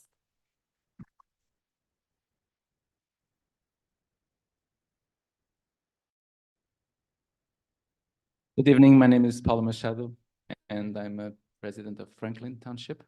I've been here for the last 20 years. I'm not here to lament the fact that according to the design, I would have a public parking lot within 50 yards from my driveway. I'm not here to complain about that. I moved here 20 years ago because I like solitude, I like silence, and I need the companionship of all kinds of beings other than humans so I can make sense of my life and existence. I'm here tonight to represent the voices that are not here because those voices are afraid of humans, and some of those voices are very subtle, and they are horrified by us. I'm here tonight to speak on behalf of the hummingbird, of the bobcat, of the wild turkey, of the quiet mouse. I'd like to talk on behalf of the creeks that crisscross this land. I'd like to talk on behalf of the resilient grasses and the tall peach and oak trees. I also like to talk on behalf of the bald eagle that decided to live among us and catch the fish from Big Elk Creek. Where you see overnight facilities. Wildlife sees intruders. Where you see new trails, wildlife sees their own ways cut off. Where you see new parking lots, wildlife sees their home covered over. Where you see profit from visitor centers and overnight facilities fees, wildlife sees impoverishment of their habitat.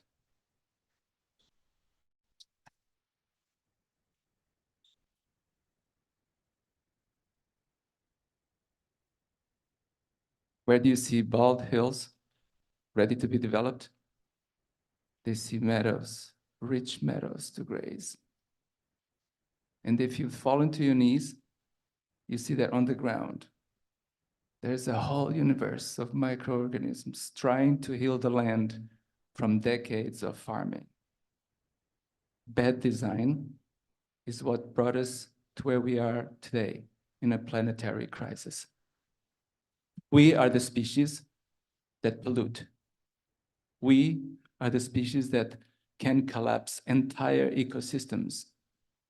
We are the species that change the climate of the planet.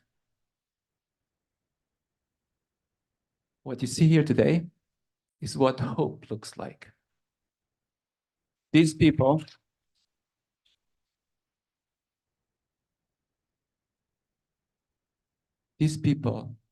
more they're thinking, they sense that something would be very wrong if new trails would be created and new parking lots.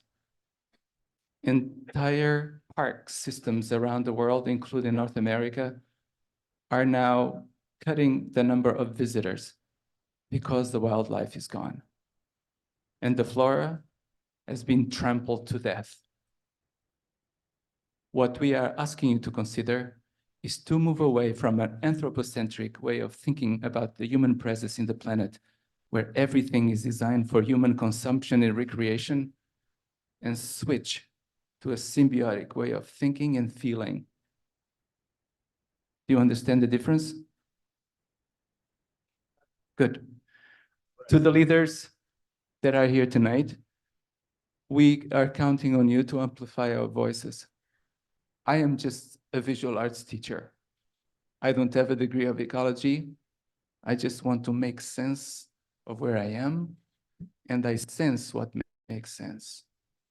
I can tell that this piece of land is thriving because there's no humans in it. I also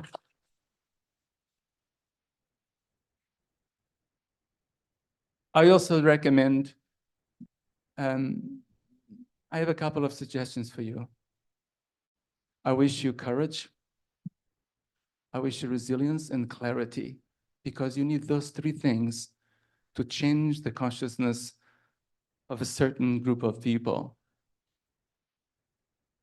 You will find those three things in abundance in Big Elk Creek. I encourage you to spend time in there so your mind and your heart are set in the right path. Okay?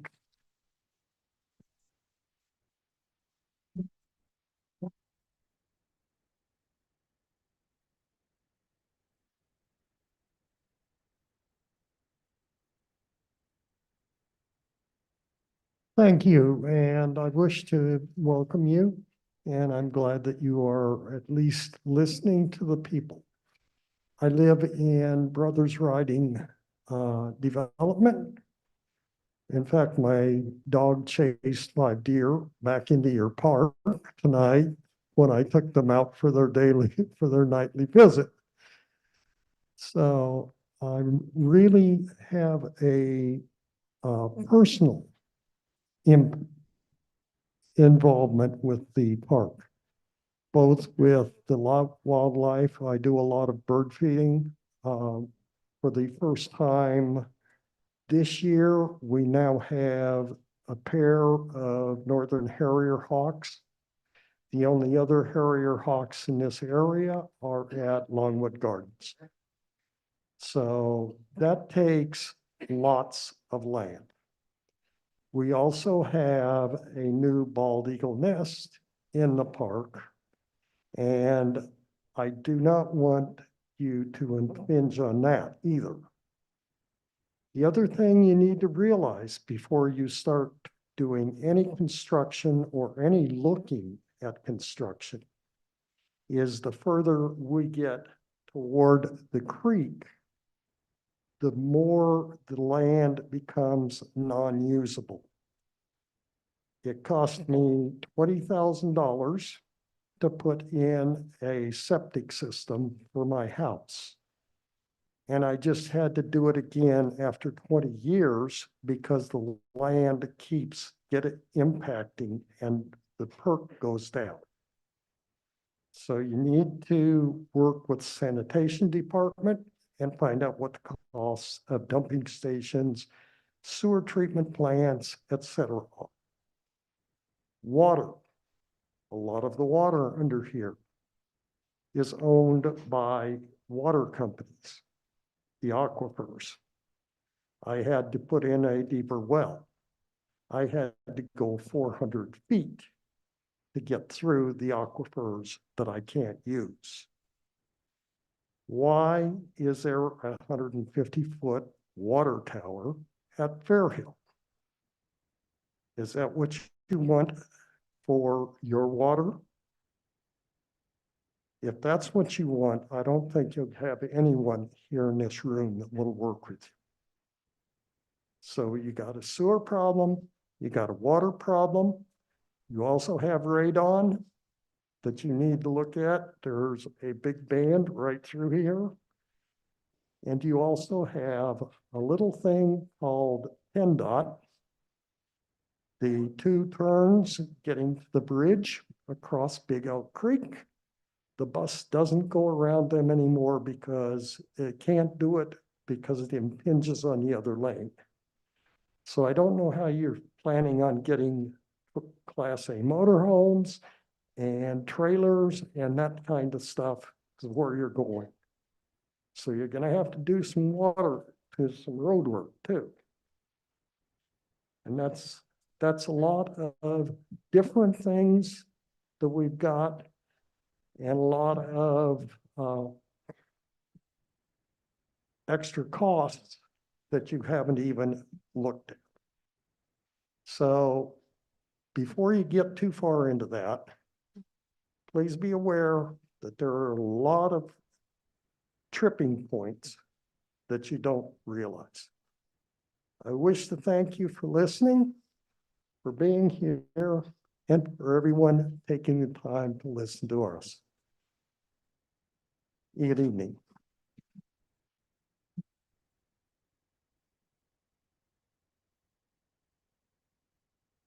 My name is Susan Hoffman, and I'm actually not a resident of Elk or Franklin, but I am a resident of Chester County and a frequent visitor to this area. I don't have a lot of the expertise people have been talking about up here with their ecological background, their legal background, their historical background. But what I think I am, and if I look at this room of young and old, of liberals and conservatives, of different backgrounds, black, white, brown, you couldn't have a more diverse group of people, but we are united in one vision and one mission, and that is to preserve open space. That is what we want. My second point is, even though you say you've temporarily shelved the camping idea, I don't care if it's 1%, 5%, 10%, they don't stay in the campgrounds. They spread out. And if they don't have the same respect, and as non-residents, they probably won't, for the surrounding Fairhill area, they will trash every square inch. There is no wall you can build that will keep campers by their campsite. It's just not going to happen. The other thing I'd like to ask, and I'd like to actually challenge everybody here, I understand we all have jobs. We all have to justify our jobs. We all have to write down what our goals are and if we accomplished it, and did we increase sales by 20%, and did we do this and do that. I really want to challenge you as you think about the future of Fairhill to not do more, but do less. Do less. That should be your goal. And business plan and your model for this area should be, how do I do less, not how do I do more? Thank you.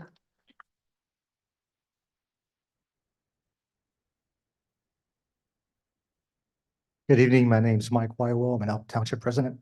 And after hearing the DCNR representatives talking about what their plans are for Big Elk, as well as hearing the overwhelming and aligned feedback from your audience, the thing that came to my mind was the National Environmental Policy Act, a federal act passed in the early 70s that provided a very meticulous way of assessing changes made to the environment. Changes like impacts to the fauna, to the wildlife, to the local socioeconomic conditions of the area. And one of the key things in the National Environmental Policy Act, or NEPA as it's well known, one of the key fundamental factors in the alternatives that NEPA has to look at is the no action alternative. And you can hear from everybody here, the no action alternative is what is fundamentally everybody is in favor of. Don't do anything. Leave it the way it is. I would think that the state of Pennsylvania and DNCR would be able to align with the federal government and at least align their priorities with what is in the NEPA Act. Thank you very much.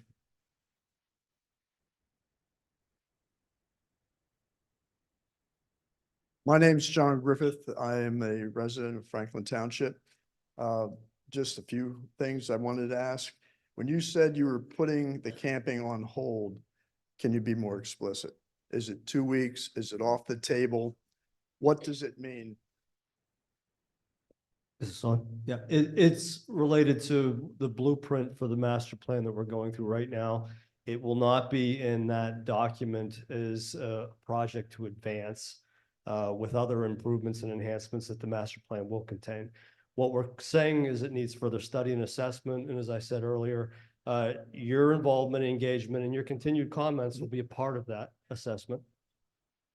Okay, then as you had also put on the screen, the final plan will be completed March of 2024. Is that what I saw on the screen? The spring of 24. Yeah. But So no, what? So we get a draft plan first that we will review. We'll have another presentation for all of you. All right, but it's not going to be finalized in the spring. A final document that becomes our blueprint to advance engineering and design for improvements and enhancements follows after that final document in the summer, I would say now. So the plan that was up there meant it was preliminary, not final, not complete. And then is there going to be, if it is a completed plan, March of 2024, is there still room for camping to be slid in at a later date? No, what the plan will call for is that needed assessment specific to overnight accommodations, study and assessment that is not in the blueprint for the amenities that will roll out of the master plan. So what will you be able to tell us as far as what you know right now? What is the plan for camping? It's off the table for a few weeks. It's off the table for good. It's off the table for a significant amount of time, if ever, because we're not advancing it with the initial improvements for the park that are born from the master plan. So, you know, if we need to make a trail alignment or improvement as specified in the master plan, we'll move to that next stage of engineering design, permitting, environmental review, cultural review for that amenity. But that's not happening with a campground or any overnight accommodation as a product of the plan. So we don't have to worry about a Motel 6 for now. No, you never did. Okay. Excuse me. My sir. question then is, if you care about Pennsylvania, the people, the community, why don't you listen to the people when they say no? Make it a preserve again, as it was conveyed to you. Thank you very much. I just have a comment for DCNR. So I've heard consistently from the people that happen to be here today, and I really appreciate their feedback, is an advisory group of local folks.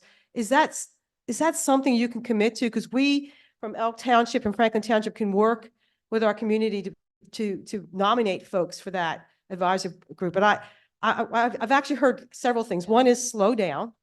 And the second thing is get an advisory group of local folks. I mean, you got to be impressed by we got naturalists, we got ecologists, we have engineers, we have so many brilliant people, and we have people that just love the area and know it so well. So Yes. can you commit to that? Yeah, we'll commit to that. Let me just make a comment that you asked for really specific questions about the camping. We're putting that off this blueprint for now. We're marking it as something for future study.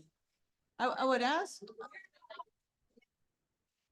let me ask a question of the eloquent speakers we've had who love and understand the nature and biology of this area, who study the microbes, the birds, who recognize a northern harrier when it flies over, who look at our PNDI, which, by the way, we manage the natural heritage. We're proud of that. We don't always publish where their rare and endangered species are because sometimes they're, you know, like the bog turtles are prone to collection.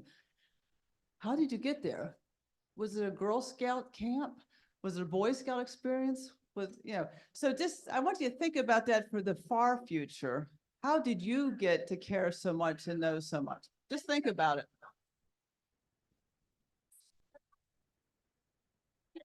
Hi, my name is Dennis Newbold. I'm a retired aquatic biologist and hydrologist. Want to make a point. I've felt tonight as betrayed by DCNR as a lot of the other people have expressed their opinions, but I do think we all have to recognize that without the efforts of DER and a bunch of other people as well, that land could be being developed right now in suburban sprawl.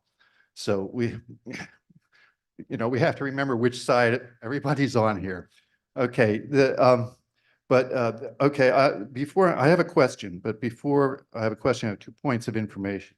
The first is that we live in an area that we all love, and it's designated the Piedmont Uplands. Okay, and the Pennsylvania Piedmont Uplands include Chester County, almost all of Chester County, Delaware County, and the southern parts of York and Lancaster counties. It doesn't reach up to French Creek State Park. That's not in our ecoregion. Our ecoregion has richer soils, more rolling hills than that area there. As far as I can tell, the tract we're talking about is the largest protected ground in the entire ecoregion, at least in Pennsylvania's part of it, that could be preserved and restored to a natural ecosystem. The only larger protected ground than that would be Ridley Creek State Park. It's not very much larger, but it's already compromised by a road network and a lot of other infrastructure, a lot of picnic grounds. The Big Elk Park, this land has only that one little road, Sturgisville Road, running through it, and its potential to restore an ecosystem that is as close to the ecosystem that this ecoregion could support. So it's a very special piece of ground in that respect. It could be the flagship for what the ecosystem could be in this ecoregion. Okay, the second point is I'd just like to quote from DCNR's 2021 plan for Pennsylvania's parks. And the quote goes, "When asked in the 2017 public survey, the vast majority of people, 87%, responded that they agreed or strongly agreed that, quote, visitors to state parks should expect a quiet, natural, and/or wild experience," end quote. Okay, so my question is, have you, DCNR, considered that the park is the largest tract of ground in Pennsylvania's Piedmont upland ecoregion that can be restored and managed as wild land so that it could both, first, provide an example of the ecosystem that this ecoregion could support in a natural state, and two, truly meet the expectations of Pennsylvania's park visitors for a quiet, natural, and/or wild experience. Thank you.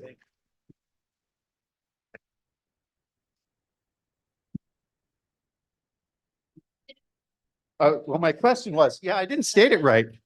The question was, I didn't say it. Okay, I laid that out and I said, have you considered this? I think it sort of went by quick, but I want to know if you've considered The that. good news is what we're about. That's what we do. So please come to our parks and experience them. We are all about exactly what you said. I'm talking about very specifically, the largest, the only Eco- possible eco place in the regional eco region that could return I'd to. like to look at that a little more because we have the Schuylkill Highlands. We're actively working with some of the land trusts in this room and others to conserve the Hopewell Big Woods and Schuylkill Highlands in the northern end of Chester County. So looking at this end in Delaware and this watershed line, the Barrens to the west of here, to motivate the conservation of this whole strip, frankly, along the Mason-Dixon line, we would be interested in like looking at it in the context of that larger eco region and trying to connect. Some of the speakers mentioned this, connect to habitats. But I got to tell you, with Rob and his staff on this ground, this land will be stewarded so much better than it is now. It really will. Okay.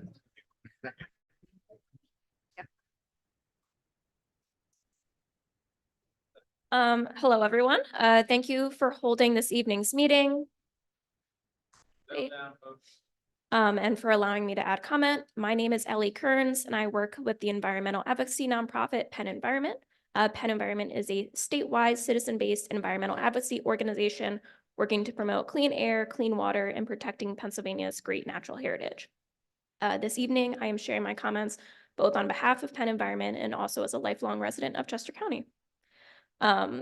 To start, I'm providing comment in support of improving accessibility and the opportunity for recreation in Big Elk Creek State Park. In 2022, it was exciting to learn, as you mentioned, that PA DCNR announced the creation of 3 new state parks. Penn Environment has been vocally supportive about the creation of these new state parks and for creating more recreational opportunities for Pennsylvania and visitors in these lands. Born and raised in Chester County, I know firsthand the beauty of the open spaces that the county holds and the amazing experiences that come from being able to live and interact with these open spaces. I have many fond memories of exploring near, swimming in, and even tubing down my neighborhood creek, the Brandywine. I'm excited that other Pennsylvanians and visitors will be able to enjoy these natural and wonderful open spaces through the addition of Big Elk Creek State Parks to Pennsylvania's network of public lands and state park system. For decades, DCNR has been a reliable steward of Pennsylvania's public lands and a valued partner with local communities, community groups, and Pennsylvania residents who enjoy our state park system and who recreate in our state parks. Given this track record of success and thoughtfulness, they should be trusted with input from the community to implement a smart and successful. No, I'm gonna wait until they're quiet.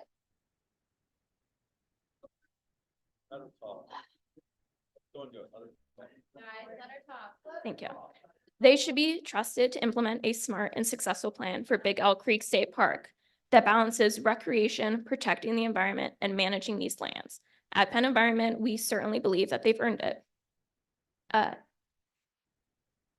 I'm not speaking on behalf of, oh God. Through DCNR's public input process today, it's been clear that a lot of participants have supported recreation and accessibility in Big Elk Creek State Park. I want to add my personal voice and support, and Penn Environment wants to add its organizational support to this, to the development of hiking trails and other accessibility facilities in Big Elk Creek State Park. We hope that this wonderful new state park and the lands that encompass it will help more Pennsylvanians get outdoors, enjoy nature, and experience the truly unique and remarkable beauty that Pennsylvania has to offer. Thank you very much for your time this evening. And again, thank you for the opportunity.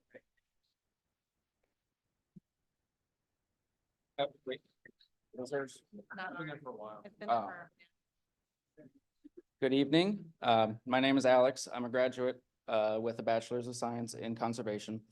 I bring that up because when I first started at school, I was a staunch purist preservationist. Everything has to just be the way it is. As I learned, I developed into a more conservation-based mindset. Now, there is a very distinct difference between the two, as I'm sure DCNR knows. Preservation is what most of the people in the room want. Leave it as it is. Conservation has a more active hand, and that can be a good thing. However, a campground in this area is maybe not the best thing. The reason I bring up the conservation aspect is because I've been to the preserve, to the park. There's multiflora rose, there's oriental bittersweet, there are invasive plants there that need to be managed as they are killing the other plants there.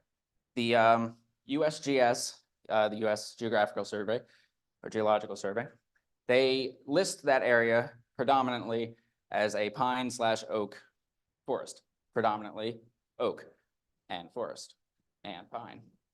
Very important things. In Doug Tallamy's book, The Nature of an Oak, he states that our native oak trees, specifically the white oak, can be hosts for upwards of 400 species of caterpillar. That's incredibly important because this park lies on the North Atlantic Flyway. It's very, very important for migrating birds. And what do a lot of them eat? Caterpillars, right?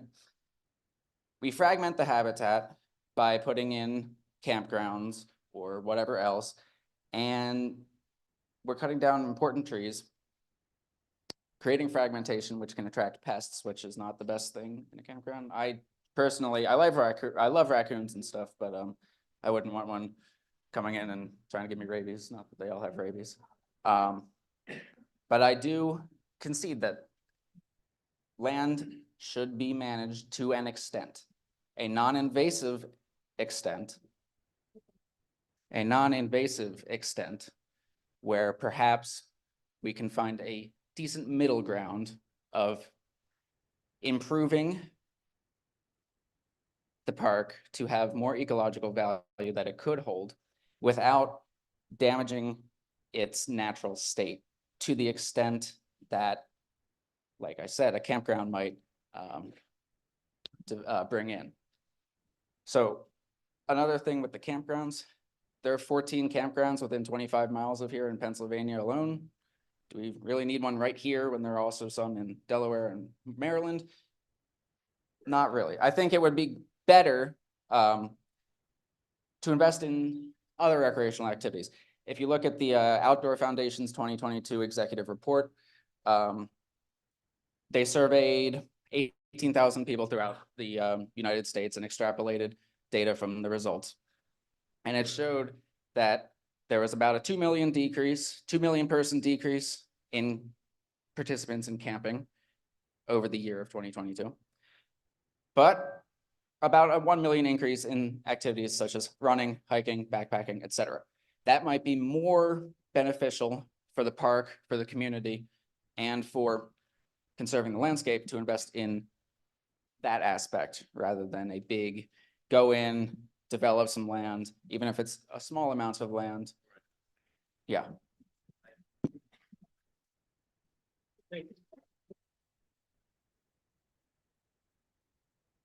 Thank you for hosting tonight, and thank you everybody for showing up. I haven't prepared anything. I'm not learned. I'm not eloquent. I'm here to represent the local yokels, okay? I walk every day almost when the weather's decent for a guy with one leg. I walk the damn park every day, all right? And you guys talk about storting. The one thing that you've stored is that 75-acre meadow, which I'm assuming is what was just mown behind the Nolan's home there, east of Mount Olivet Trail now. They've already degraded the trail. And that's the problem with these cabins and these RVs coming in. People are going to feel forced to use these trails in good weather and bad weather, and these trails are fragile. It's already been done by DNR, okay? It's the guy in the track, just the tractor on wet trails. He chewed it up. I walk that trail regularly. It's shameful. And you want people that are going to feel pressured to come in here, to spend money, to take time off, to rent lots, to rent cabins, to come in here. And they're going to do it whether it's good weather or bad weather, and they're going to degrade the environment. And shame on you for the opacity of this whole deal so far. Shame on you. It's terrible. And what you're looking to do with cabins and that kind of stuff is terrible. I've only lived out here for 30 years. However, I have paid the taxes in our township for 20-some years to help maintain green space, and you're going to ruin it if you do what your plans are now. Shame on you. I'm Gary George, and I that's my message.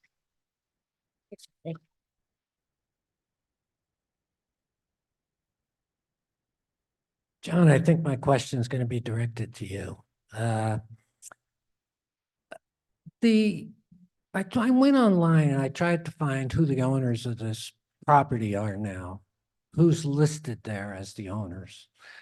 I noticed that there were about 4 or 5 government agencies who are contributing maybe to the budget of what's going on here. And there was a name on there, which was Mount Cuba out of Hockessin, Delaware. I assume that's the nonprofit foundation. Yes. Yeah. So the people here, you're representing all these different government groups. Is that what happening here at the table? And Mount Cuba, what bothered me about that is that's a foundation, I think. That's a nonprofit foundation. There was funding that came from Mount Cuba as Yeah, part of the original Strawbridge acquisitions. Yeah. In addition to Chester County money, state money, DCNR funds that went into those acquisitions. So it was a partnership, as Representative Lawrence was discussing, that combination of people that came together throughout that 2010 through 2020 acquisition period for the park. Does that foundation have a carved out piece of this park? No, the land is owned by the Commonwealth of Pennsylvania, DCNR Bureau of State Parks, that manages the state park. Okay, that makes me feel better because I know nonprofits can sell to profits. No, as I said, state park land is held in the highest regard, and it is not ever viewed as surplus property, and it belongs to the Commonwealth as a state park. You're welcome. Good evening. My name is Gary Schrader. I live in London Township, and I have my own cheering club back here. Thank you, folks. So I've been deeply engaged in our community for 40 years, including being one of the charter members of the White Clay Creek Preserve Bi-State Advisory Council 40 years ago, 1984. Hard to believe it went by. Jason, you and Kevin came down and asked me to be the founder of the Friends Group of the White Clay Creek Preserve, and we did. So I've got some comments, want to share, especially with you folks over here, because we need your help. But first, I want to talk with Cindy, John, and Jason. I get all 4 of you guys lumped in because you're the decision makers of DCNR. And I want to thank you for coming. This is not hard, right? A few tomatoes came your way, and I think you understand why. But I have some action items for you, and they've already come up a little bit, and I'm going to get to that. Sitting in the audience at the November 6th presentation, Lincoln University, it felt like deja vu all over again. Let me explain. In 1984, DuPont donated 1,700 acres, Pennsylvania and Delaware, stipulating that Bi-State Advisory Council be formed to advise both park administrations, Delaware and Pennsylvania, on the new White Clay Creek Preserve. 11 members of the new advisory council were retired or late career, and there was one young, fresh-faced 20-something, me. Yep, that's right. So unfortunately, I'm the last one standing for that group. So I feel like I'm reaching back from the past here, and I want to share some of their voices. We had 100-year vision, that group, 100-year vision. And I think that's consistent with our thoughts, right? Let's think long-term here. Bill Forey was head of the Pennsylvania State Parks, and he engaged fully with the new advisory board.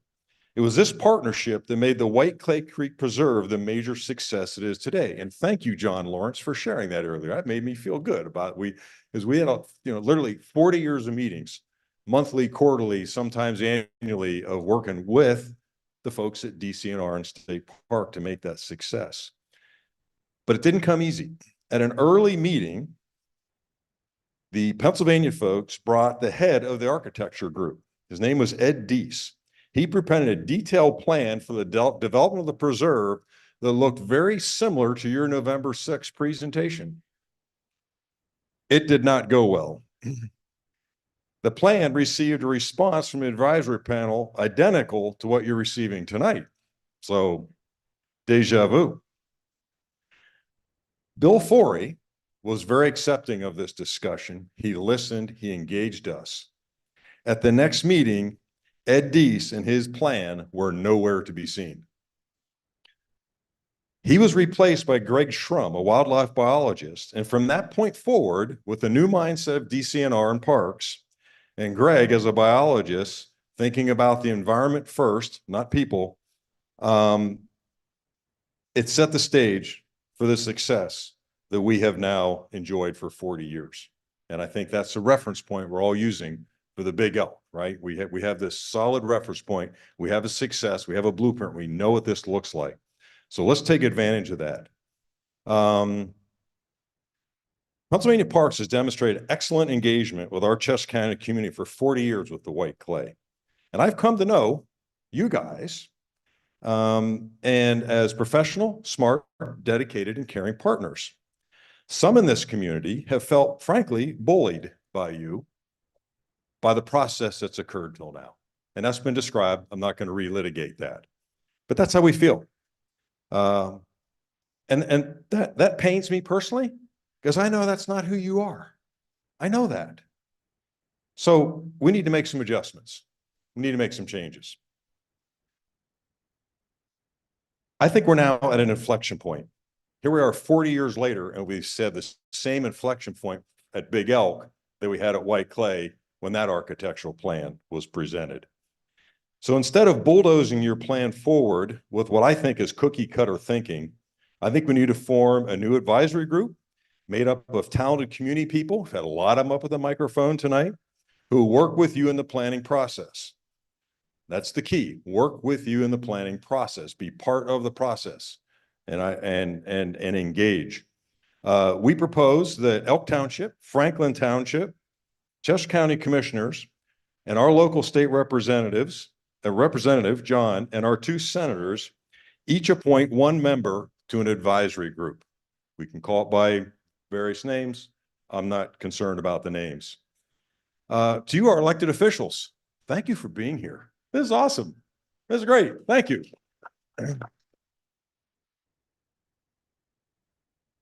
We respectfully ask you to hold these guys accountable. That's what we need you to do.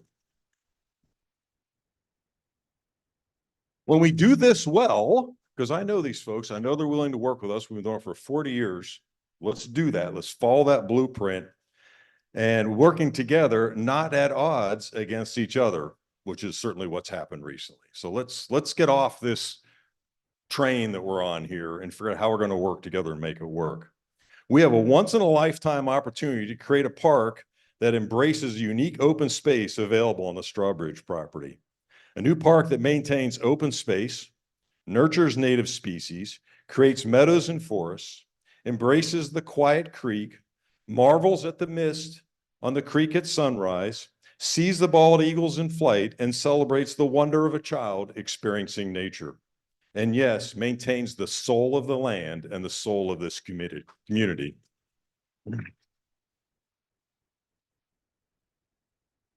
40 million people live within a 3-hour drive of Big Elk. There's not an access issue here. We do not need a campground or RV park. Instead, let's work together to see what this should really look like. So my challenge to you, it's very personal, Cindy, John, and Jason, is to join us in making this a reality. The ball's in your court. To our elected officials, Please engage us with else and hold everybody accountable. Hold us accountable too, as a community, right? Make us engage in this. And to our community, stay engaged. Keep doing what you're doing. Don't let up. Stay on it.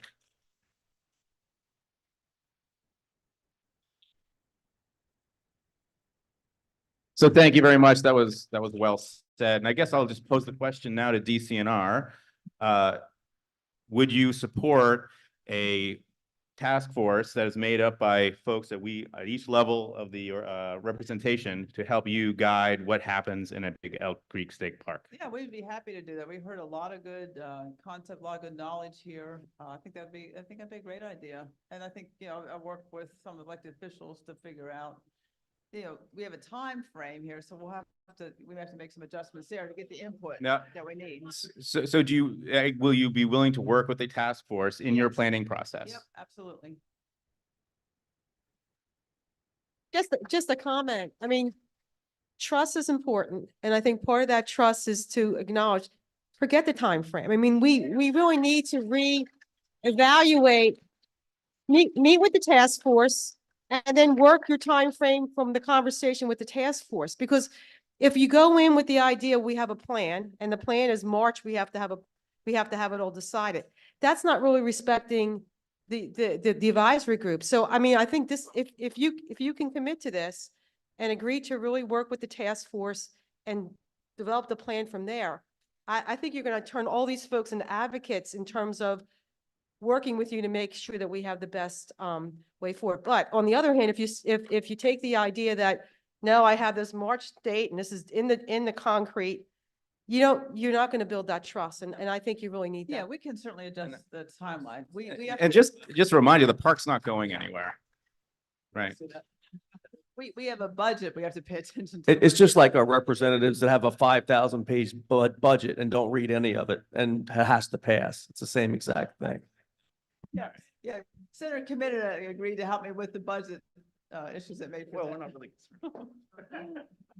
Hi, my name is Donna. I've lived in Chester County my whole life. I've only been in Franklin Township for 14 years. I live right on the sharp curve on Walker Road, so this is like right in my side yard. All the traffic's going to be going in there. And what about the traffic? 2 cars can't hardly pass on that road now. What's going to happen when 2 RVs try to pass on that road? And it's just not going to happen. And like I said, I lived here all my life. The first bald eagle I ever saw was in the field across the road from where I lived. There's foxes, there's possums, there's raccoons, there's deer. There's 2 years ago, I watched 15 baby turkeys walk across that field. And like before, there was small game hunting there. They cut it out. The only thing you're allowed to shoot there now is deer, which I don't like that either, but that happens. And the trash, like my neighbor and I, Paulo, he lives right across the street from me. Every day he walks the road, he picks up trash. Sometimes I walk the road when I'm able, I pick up trash. And that's just for the people that just drive up and down the road now. So, what's going to happen when you got all these other people coming out? And when I walk over there, I see raccoon tracks, I see deer tracks, I see fox tracks, possum tracks. And the guy that said something about raccoons or rabbit, I have 2 raccoons that come to my front porch and I feed every night.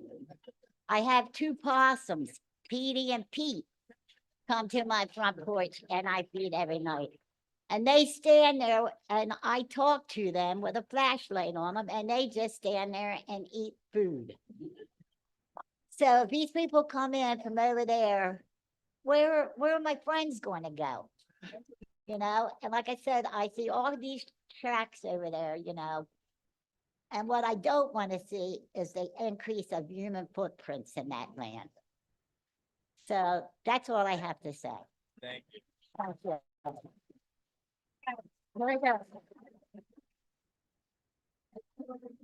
So I thought this was a good idea about 25 minutes ago. Not eloquent. My name is Kimberly Freed. I'm one of the newbies here. We actually moved in 2 years ago last week to Franklin Township.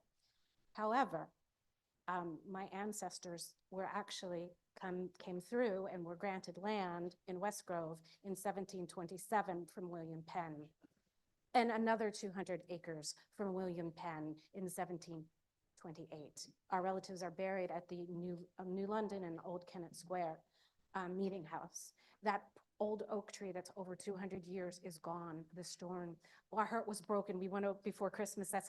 We go up that way. Our land was taken over. It was sold by government coming in. And when you are driving on Route 1 and you exit West Grove, that is my family's land, the adjacent to the left and to the right. Those are the 400 acres. That's what government does. Sometimes they kind of probably a good fee for it. With that being said, some people have brought up certain things and I have questions that I'll ask and then please answer them or cue them up somehow. We talk about the roads, we talk about the traffic, we talk about the small roads, the windy roads. What about the buggies? What about the Amish traffic and the Mennonite traffic? No one's brought that up.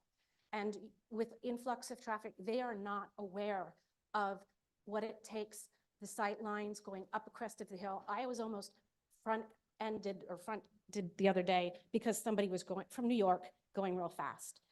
These people are ignorant with regards to that, or outsiders are. Number two, infrastructure. You talked about the police and the fire, and that goes for Elk and that. When we as residents call 911 or need help, they're volunteers. Or if we add to that by the people who come for the day or perhaps sleep in the cars or maybe eventually have cabins or tents or something, our resources from our personal taxes are going towards them. Clickety-click. When you talk about the trash left behind, if you travel, one of the things people do, and it breaks my heart because they should be left behind, is they leave their pets, their unwanted pets behind. And who is that? That is Brandywine SPCA, that's Hawkesson, and that's the Chester down there by the Delaware Park.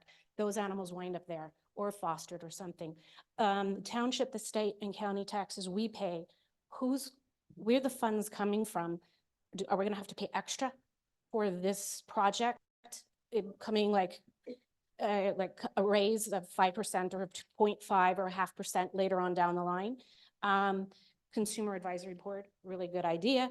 The caretakers, you're talking about the stewards, the 4-H's, the big Boy Scouts, the Girl Scouts, the youth groups, they all earn badges and community time for planting and for landscaping wisely with advisors doing that. That's free. It's free labor. And I had the last one. That is it. Yeah. I thought, so those are the questions that I had, as everybody's missed it. Hopefully that helped. Thank you.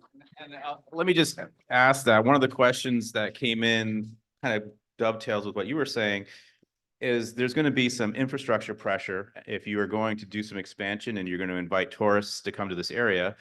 The one area of access to Big Elk State Park is Strickersville Road, and Strickersville Road is a country road. It does not have good sight lines. You have RVs and drivers going in there. To her point, we have a very interesting community here where we do have Amish and buggies, and so that is going to end up requiring infrastructure improvements. So whether that's roads, whether that's security, we talked. Elk is now struggling with emergency costs, which right now it's 1/3 of your budget. So 1/3 of Elk's budget is fire and emergency services. 1/3. You put in more people, that goes up because we have to pay for more emergency services because we now have fire, we have RVs, we have whatever, more people using those. Who's paying for that? Is it expected that Elk's going to raise their taxes to pay for this? No, that's not the expectation. And I'll just say that we work with, I'll stand up. We work with municipalities across the entire state for 124 state parks. They are our municipal partners. There are municipal roads that provide primary access. There are also places in parks that are an Amish country that have those same unique challenges, transportation challenges, but through through, again, improvements and assessments of loading and visitor impacts, we need to, when we do make adjustments to our transportation corridors, areas of egress and ingress on our parks, to make them as safe as possible. What we want, both for local and from out of town alike, is to be able to access the resource and do it safely.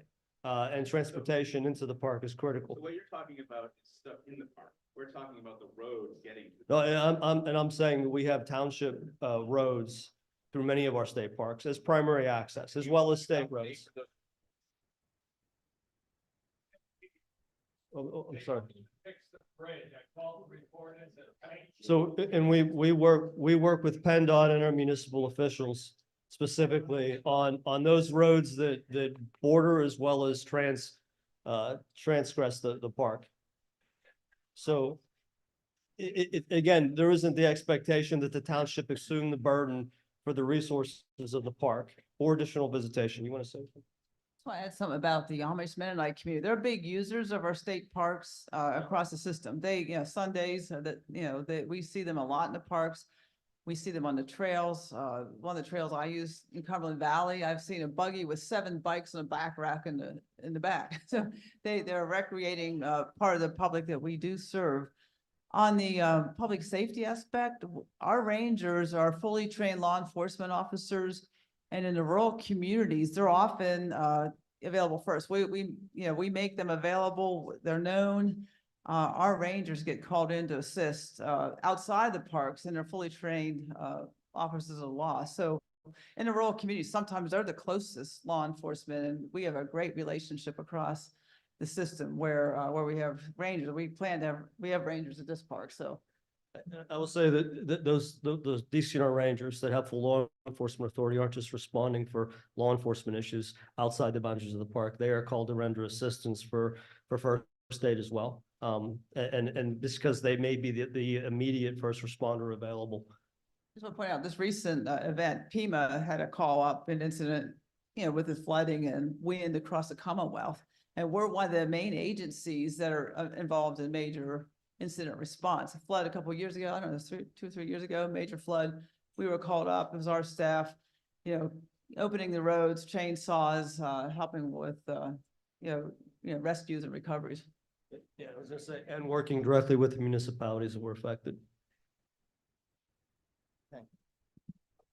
I think I have the mic now. So hi, everybody. My name is Adam Martin. I apologize if my voice is a little shaky. I've never done anything like this before, but I feel implored to do that. I feel like I have to tell you guys that you're not listening to our community.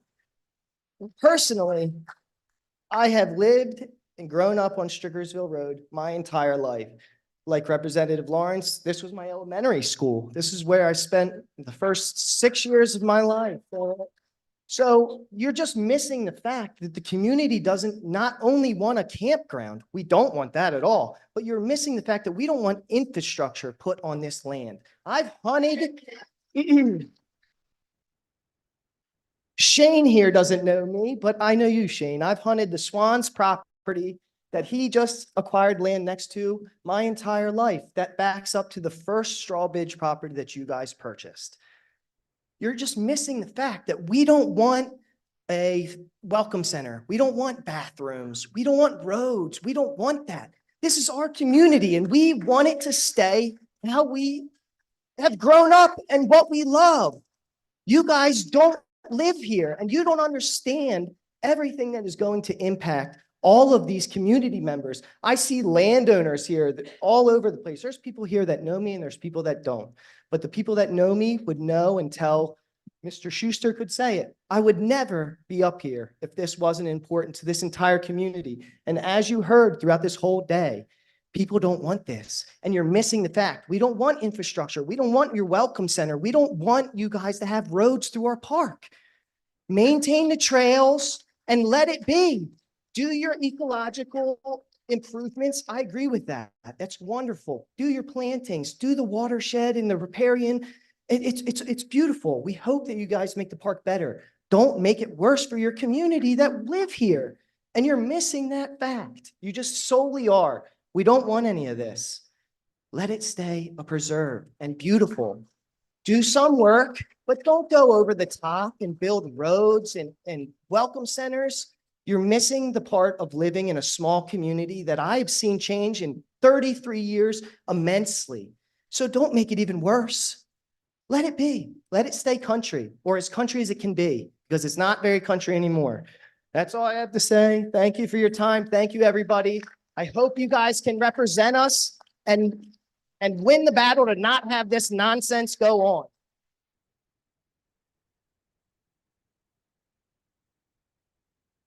All right. I'm not going to repeat all the excellent things that everyone said before me. I agree with everything that was said. I just want to point out, though, that the my name is Mike. I live in Franklin Township. I've only lived here for 3 years. My wife grew up here. She went to Avon Grove schools. I grew up in Lancaster County. But even though I've only lived here for 3 years, I can see that the community is mad. They're angry. Representative Lawrence said he felt like he was punched in the gut. And DCNR is here telling us that the campground is off the table for now. If you want, it's so obvious, if you want this community to support anything that you're hoping to do at this park, if you want them to allow you to do anything at this preserve, you need to step back and acknowledge how you've hurt the community's feelings. You need to apologize to start. It's just, this is how humans interact with each other. Now, I mean, it shouldn't have been surprising that you were getting heckled when you were speaking, because you weren't acknowledging any of this on the communities that was coming from the community. It's just, it's mind-boggling to me, first of all, that you'd come here and you'd ignore the will of the community in this way. It's really, it's arrogant. So, I don't mean to be disrespectful in saying that, but I didn't hear anyone else saying it, and I think it needed to be said. So, the last thing I want to say is, when you put up your slides and you're talking about resource improvements and enhancements, again, this goes against the will of the community. And I'm not even sure what these words have to do with preserving a natural place. A natural place is not a resource. It is not something to be used. It is not something to be consumed. It is its own thing. And I want to applaud our visual arts teacher here for putting into beautiful words what we all feel when we go into nature. I go for a walk every single day, rain or shine, snow or cold, in the White Clay Creek Preserve. And when I think about what is being proposed to be done to the Big Elk Creek, it makes me physically ill. It is not a resource to be used or consumed. It is nature. Leave it alone. Let it be. What I see is a government agency that has goals and it has budgets and it needs to issue press releases and it needs to have ribbon cuttings. We don't need that here.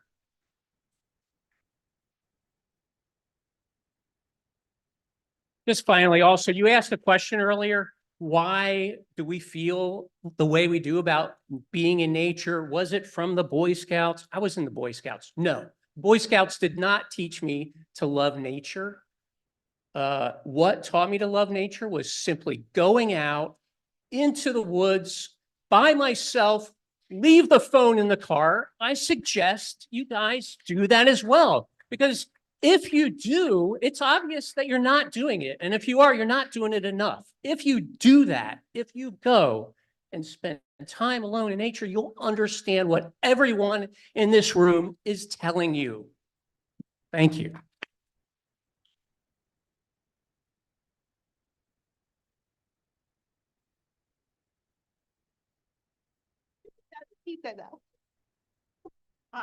Hi, my name's Bonnie.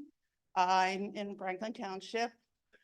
My land backs up to Elk. It also is across the street from Elk. I'm right where the Iron Bridge is that goes over the road. I have lived on Strickersville Road since the day I was born. I maybe not lived there a few years right after I graduated high school. My grandparents lived here on Strickersville. My mom and dad lived here. I have lived here. My children live here. My children have land that backs up to Elk. My children also have land that backs up to White Clay. They love this area just like I do. I am just asking all of you, and thank you for all of you being here, to please consider keeping this land a preserve. I have watched farmland be gobbled up and built houses on. And yes, I live in one of those houses, so maybe I'm a hypocrite. But it let me stay near this land. I went to school here. I might have graduated in your class. I don't know. I went all through Avon Grove. My children have went all through Avon Grove, and hopefully my grandchildren will. My father went to a one-room schoolhouse in the area. I could tell you where there's a spot in the little creek that goes down to White Clay that is so deep you can't touch the bottom. And it's about a little bit bigger than this. Tell me how many people can tell you that. We put sticks together as long as we could do it, taped them together and stuck them down in there. Never touched the bottom. There's so much in this area that you don't know. Not the animals, the pheasants, the eagles, just like everybody else said, minks. I mean, you just go on for the animals. Why have people traps all over this place? I have nothing wrong with people coming in and yes, learning about nature. Keep it natural though. Don't make it a big park. Oh, let's put some pavement here. Yes, I can understand you have to cater to everybody. Your words, right? The Commonwealth shall conserve and maintain them for the benefit of all the people. By putting a campground in, is that for all the people or is that just for a select few? So I think you should need to consider that it's not for all. That's only for a select few that like to camp. Okay? Also, you constantly stated that there's no other parks, state parks, that are less than an hour. Now, yes, the state park, I'm out of time. Okay. Same way as always.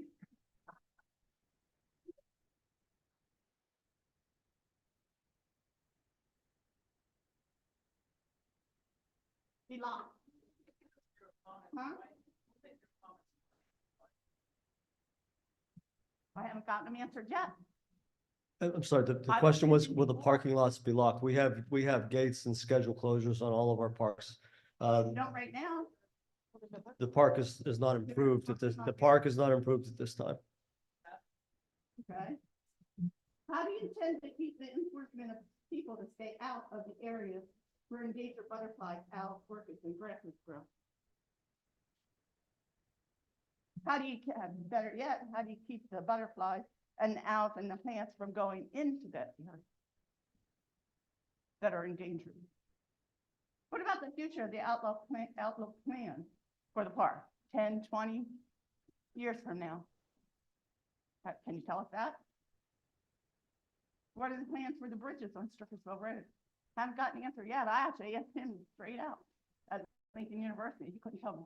He actually told me he hadn't even been to the park and walked around. Okay? So overhead bridge or further driving. What's your plans for that? It butts up to my property. I'd like to know. I've asked that question. I've written that question. How about the road and the bridge, Elk Creek Bridge? How are you going to infrastructure that? How about the tunnels that go under that road?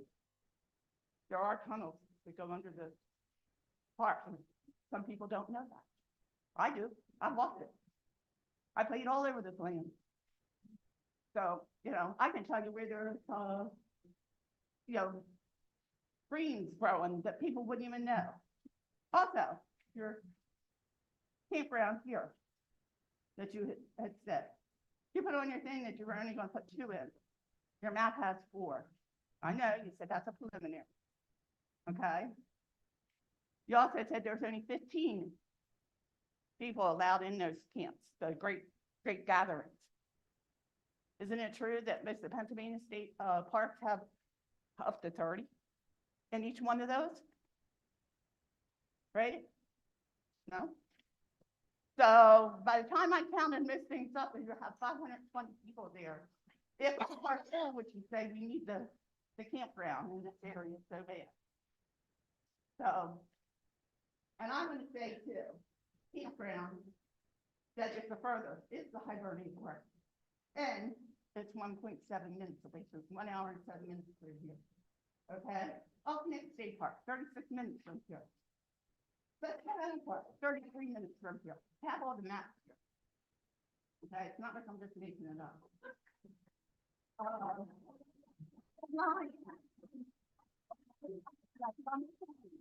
32 minutes from here. I drive it every day. Last time it's only 20 minutes. 48 minutes, okay? Hibernian Park, again. 49 minutes, Bronx Road, okay? Millbridge Village, that's private. Yellowstone, Golden Bear Park. Guess what? 20 minutes from here, Carterville. We need to move on. I know, we need to move on. I thought this was question and answer. Thank you. Thank you.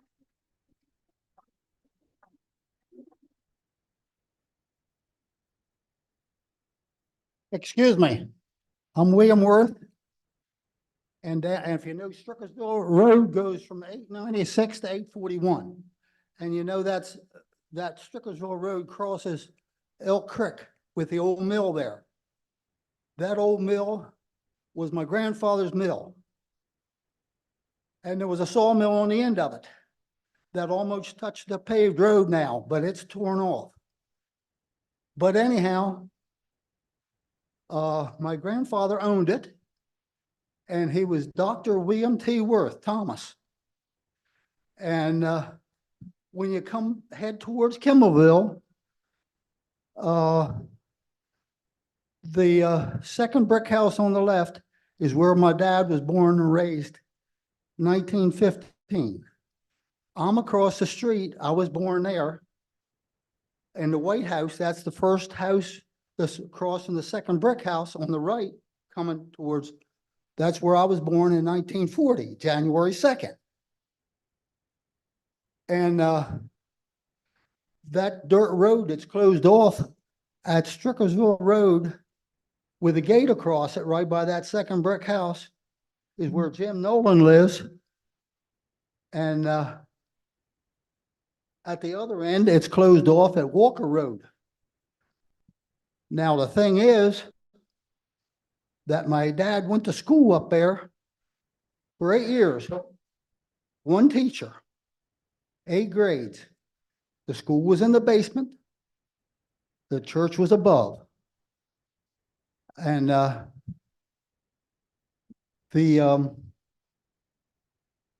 and when I went there, he went there for 8 years before he went to New London. I went there in the 1st and 2nd grade, and I was the only student in the 1st and 2nd. Joe Mackey, which lived over there, he was the only in the 2nd grade. He was in the 1st, I was in the 2nd. Then in the 3rd grade, they closed my school and shot me over to Kimmelville School. Oh, when I was telling you about the school over there, the church was above and the school was below when Dad went there. But when I went there, the pews were all put in the basement. And then I was upstairs in the school. The graveyard is still there. The school was falling down. You can see it if you went down Walker Road. The remnants are still there of the school. The remnant is still there. And, well, anyhow, the teacher let two kids twice a day go down over the hill. If you go in from Walker Road, there's a little incline, and go around the bend, there's a little spring about a foot from the road. The beginning of the spring, and it ran back under the hill, about 3 foot back. And they used to, and we went down there, and you would get down on your knees in the dirt road, and you would push the leaves back, and you'd take your bucket of water and take it up, and that's what you would have at school. And, but I'm just telling you some damn history of this damn place.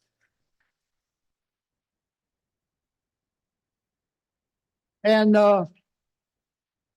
they closed the school in 3rd grade. When I started, they shot me over to Kimmelville.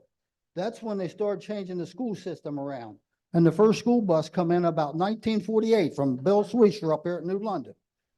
Old William F. Swisher had it. And one school bus. He took care of Kimmelville School, Franklin School, Mount Olivet School, and Auburn School, and Maple Grove School.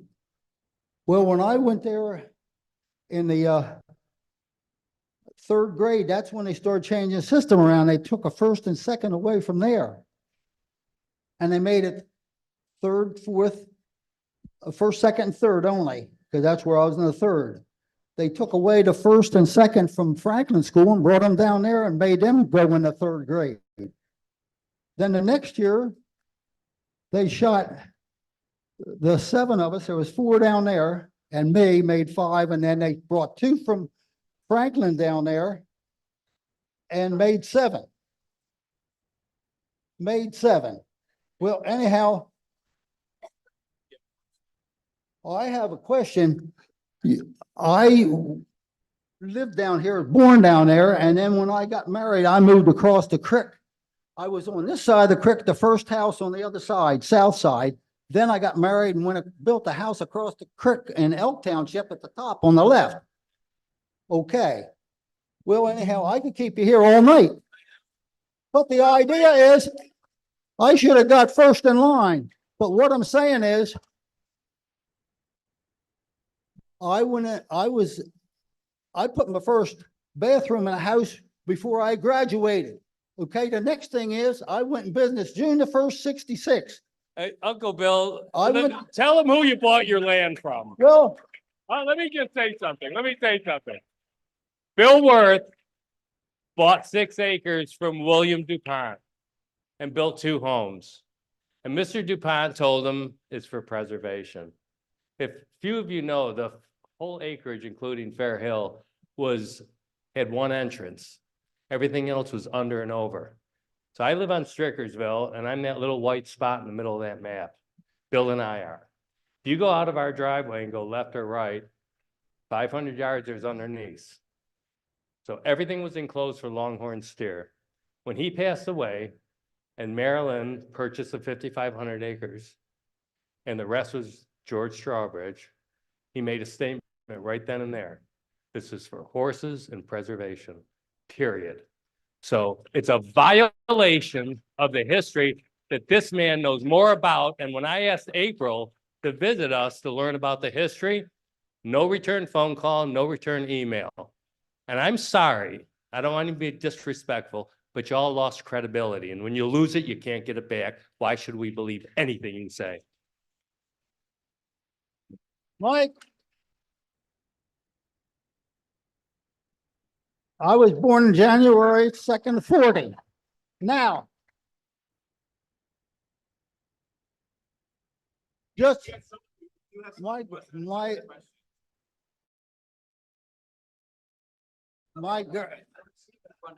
grandfather, either just before I was born or after I was born, sold 200 acres to DuPont. Okay, then. Thank you so much, but we have other people that want to make a comment and ask questions. We understand it was very good and we really appreciate it very much. You're gonna. We really appreciate it. Thank you very much. In 1955, and wait a minute, hey, In 1948, the farm was sold. The farm was sold to Willie DuPont in 1948, June of 48. That's when Willie DuPont got it. Thank you. Thank you very much. Thank you very much. Thank you.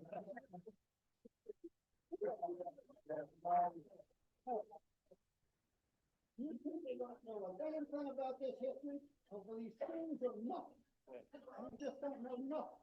Thanks, Bill.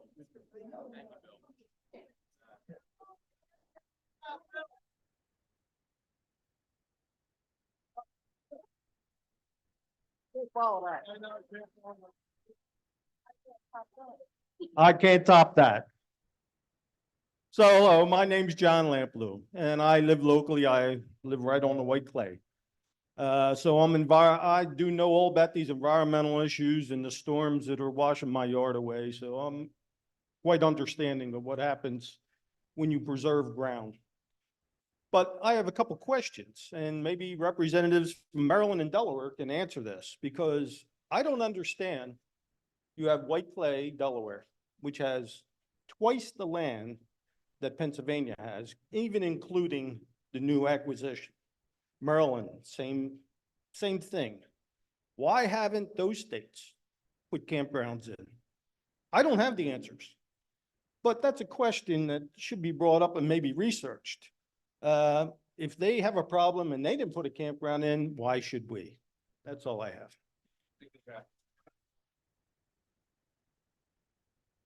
All right, thank you very much. And for those of you remaining, thank you for remaining. I'm going to stand because I've been sitting for a while now. So we're a little bit past time. I know there were people online. I have a stack of questions here that were submitted. We'll try to get to them and find an opportunity another time to address some of those questions that you may have had that weren't asked tonight. So I apologize if we didn't cover any information. Well, we simply are out of time, and I think we have about 10 minutes left. I'd like to give some folks here an opportunity to make a final statement, try to keep it short to 2 minutes or something real quick, because I'm sure we all want to get home, and I already got my bedtime reminder, so I'm already past my bedtime. So do you want to start at this end and come down, or does anyone have any questions or comments? You want to take that for me? Okay. County Commissioner Eric Rowe, I stand by the things I said at the beginning. Thank you for having me. God bless you and good night. Hey, everyone, just thank you so much for letting us hang out with you and hear your concerns. This has been a very, no, we go to these cities sometimes, but public comment that is prepared and intellectual and productive, this has been just a wonderful experience for us. And hearing how you feel is going to help us do a better job advocating for you. I particularly like the idea of an advisory board and allowing the county, this is a state park, allowing the county to provide some input. We know how important preserves, parks, trails, and the culture in southern Chester County is to you. So anything we can do to have more input on this park, we're excited to contribute. So thank you for giving us that opportunity. Hi, thank you again for having us. You have a lot of smart people, these two townships. It's amazing, but it's wonderful. And this is what Chester County is all about, right here in this room. You know, we have over 30% open space in this county, and we are very proud of it, and we want to continue that pattern. And I appreciate your dedication and your passion about open space. We need that. Thank you.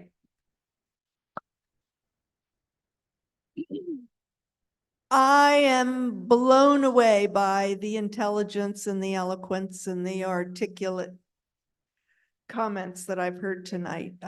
Thank you so much for your interest and participation. Yeah, I'd like to thank everybody that came out and be safe going home. And to these guys' point, I'm a dumb hillbilly, but I love this township. I do everything I can for it, and I'll continue to do everything I can for it. And thank you all. Love you all. So as I said before, I think it's always fun to have the town hall, but the key is what we're going to do next, right? So I've heard a commitment about an advisory board. I've heard a commitment that we will manage our timeline based on working with the advisory board. So it's up to us to work with DCNR to make sure that advisory board gets put together and that we hold to that commitment, because I think this can actually be a fantastic idea as long as you take into consideration what the advisory board has to say. So that's what I'm looking forward to, and let's make it happen. And I'm certainly going to echo Donna's statements. I think this is something where we want to walk away with everybody celebrating what we're doing down here and not fighting and angry over feeling steamrolled. And I think we can accomplish that if we make a commitment now to have nominated task force to make that planning process. I understand you have a budget and you have a budget timeline, but that really doesn't have anything to do with us in this room. And we really want to make sure that it takes the time that it needs to take to get it done the way we would like to see it done. Thank you. I want to thank each member of the community that came out this evening. And I know some folks had to leave a little earlier, but I want to thank you for coming out to have your voice heard. It made a difference. I want to thank Jeff Eastburn, Franklin and Elk for helping to facilitate this evening. I want to thank Kristen Bishop for hosting and providing the charter school here for us to meet. In particular, I want to thank Antia Consorto, who has led a tremendous effort and deserves a lot of credit. Thank you. Thank you.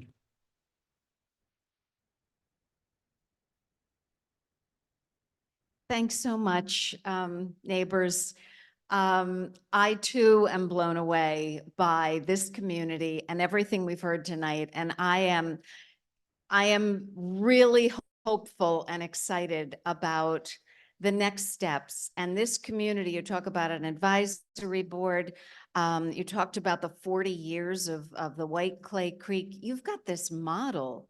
You're going to replicate that, sort of, taking a step back and saying, what have we heard? What have we learned? And how can we move forward together with this amazing a collection of experience, expertise, and lived experience. So I'm really excited and really grateful. And as you said, Secretary, this is democracy at its best. And I am really filled with hope and excitement. Thank you to each of you.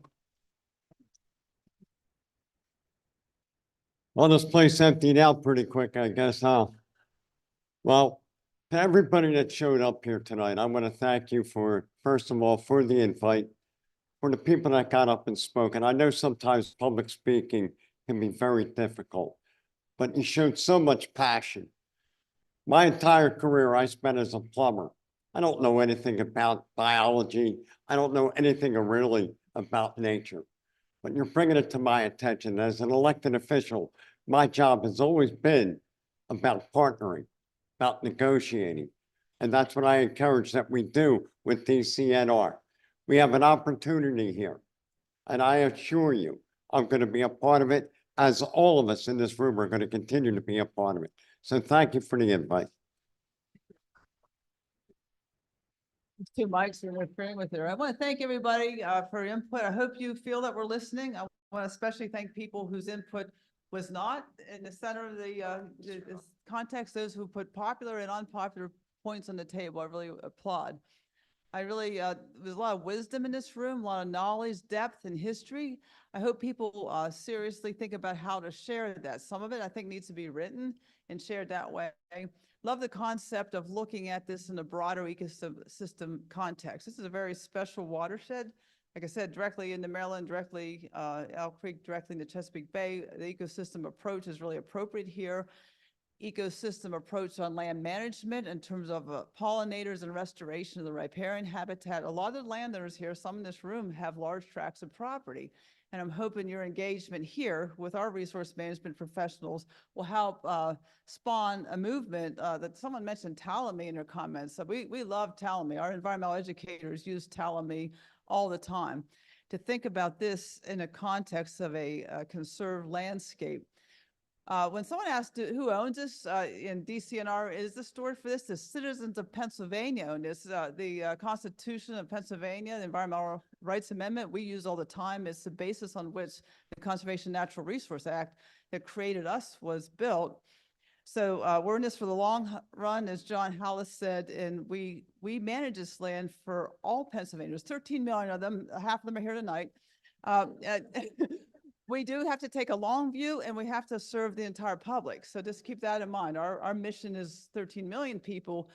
The local folks here are special, though. You're special in that realm of the 13 million people, both your knowledge, your caring, your input, and your advice to us. And I hope you feel we're listening. We got a lot of people here. We got a lot of mechanisms.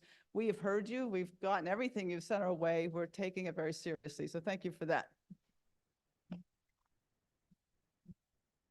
I just want to thank, and of course, the room's half empty now, but I want to thank everybody that participated and provided your passion, your comments, your thoughts, your local wisdom and institutional knowledge of this area that is critical. And know that we know it's important and that we get it right, working with you, and we're going to commit to that moving forward. Thanks.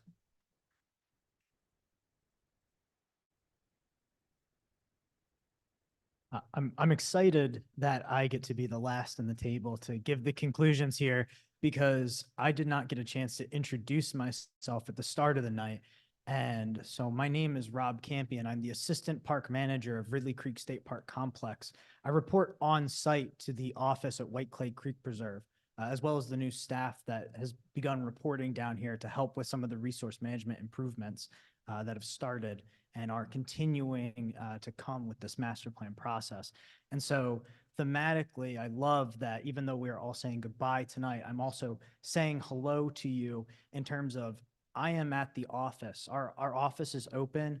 The phone is being answered again. The emails are being seen. So I look forward to seeing all of you at the White Clay Creek Preserve office. Come in and talk to me. I'm there. My staff is there. Continue to send your emails. Continue to give us the feedback. I look forward to, I recognized a lot of faces in the crowd tonight. I look forward to recognizing many more the next time we all get together. So thank you all for coming out tonight. Thank you for the very, very good, productive, energetic feedback. Thank you.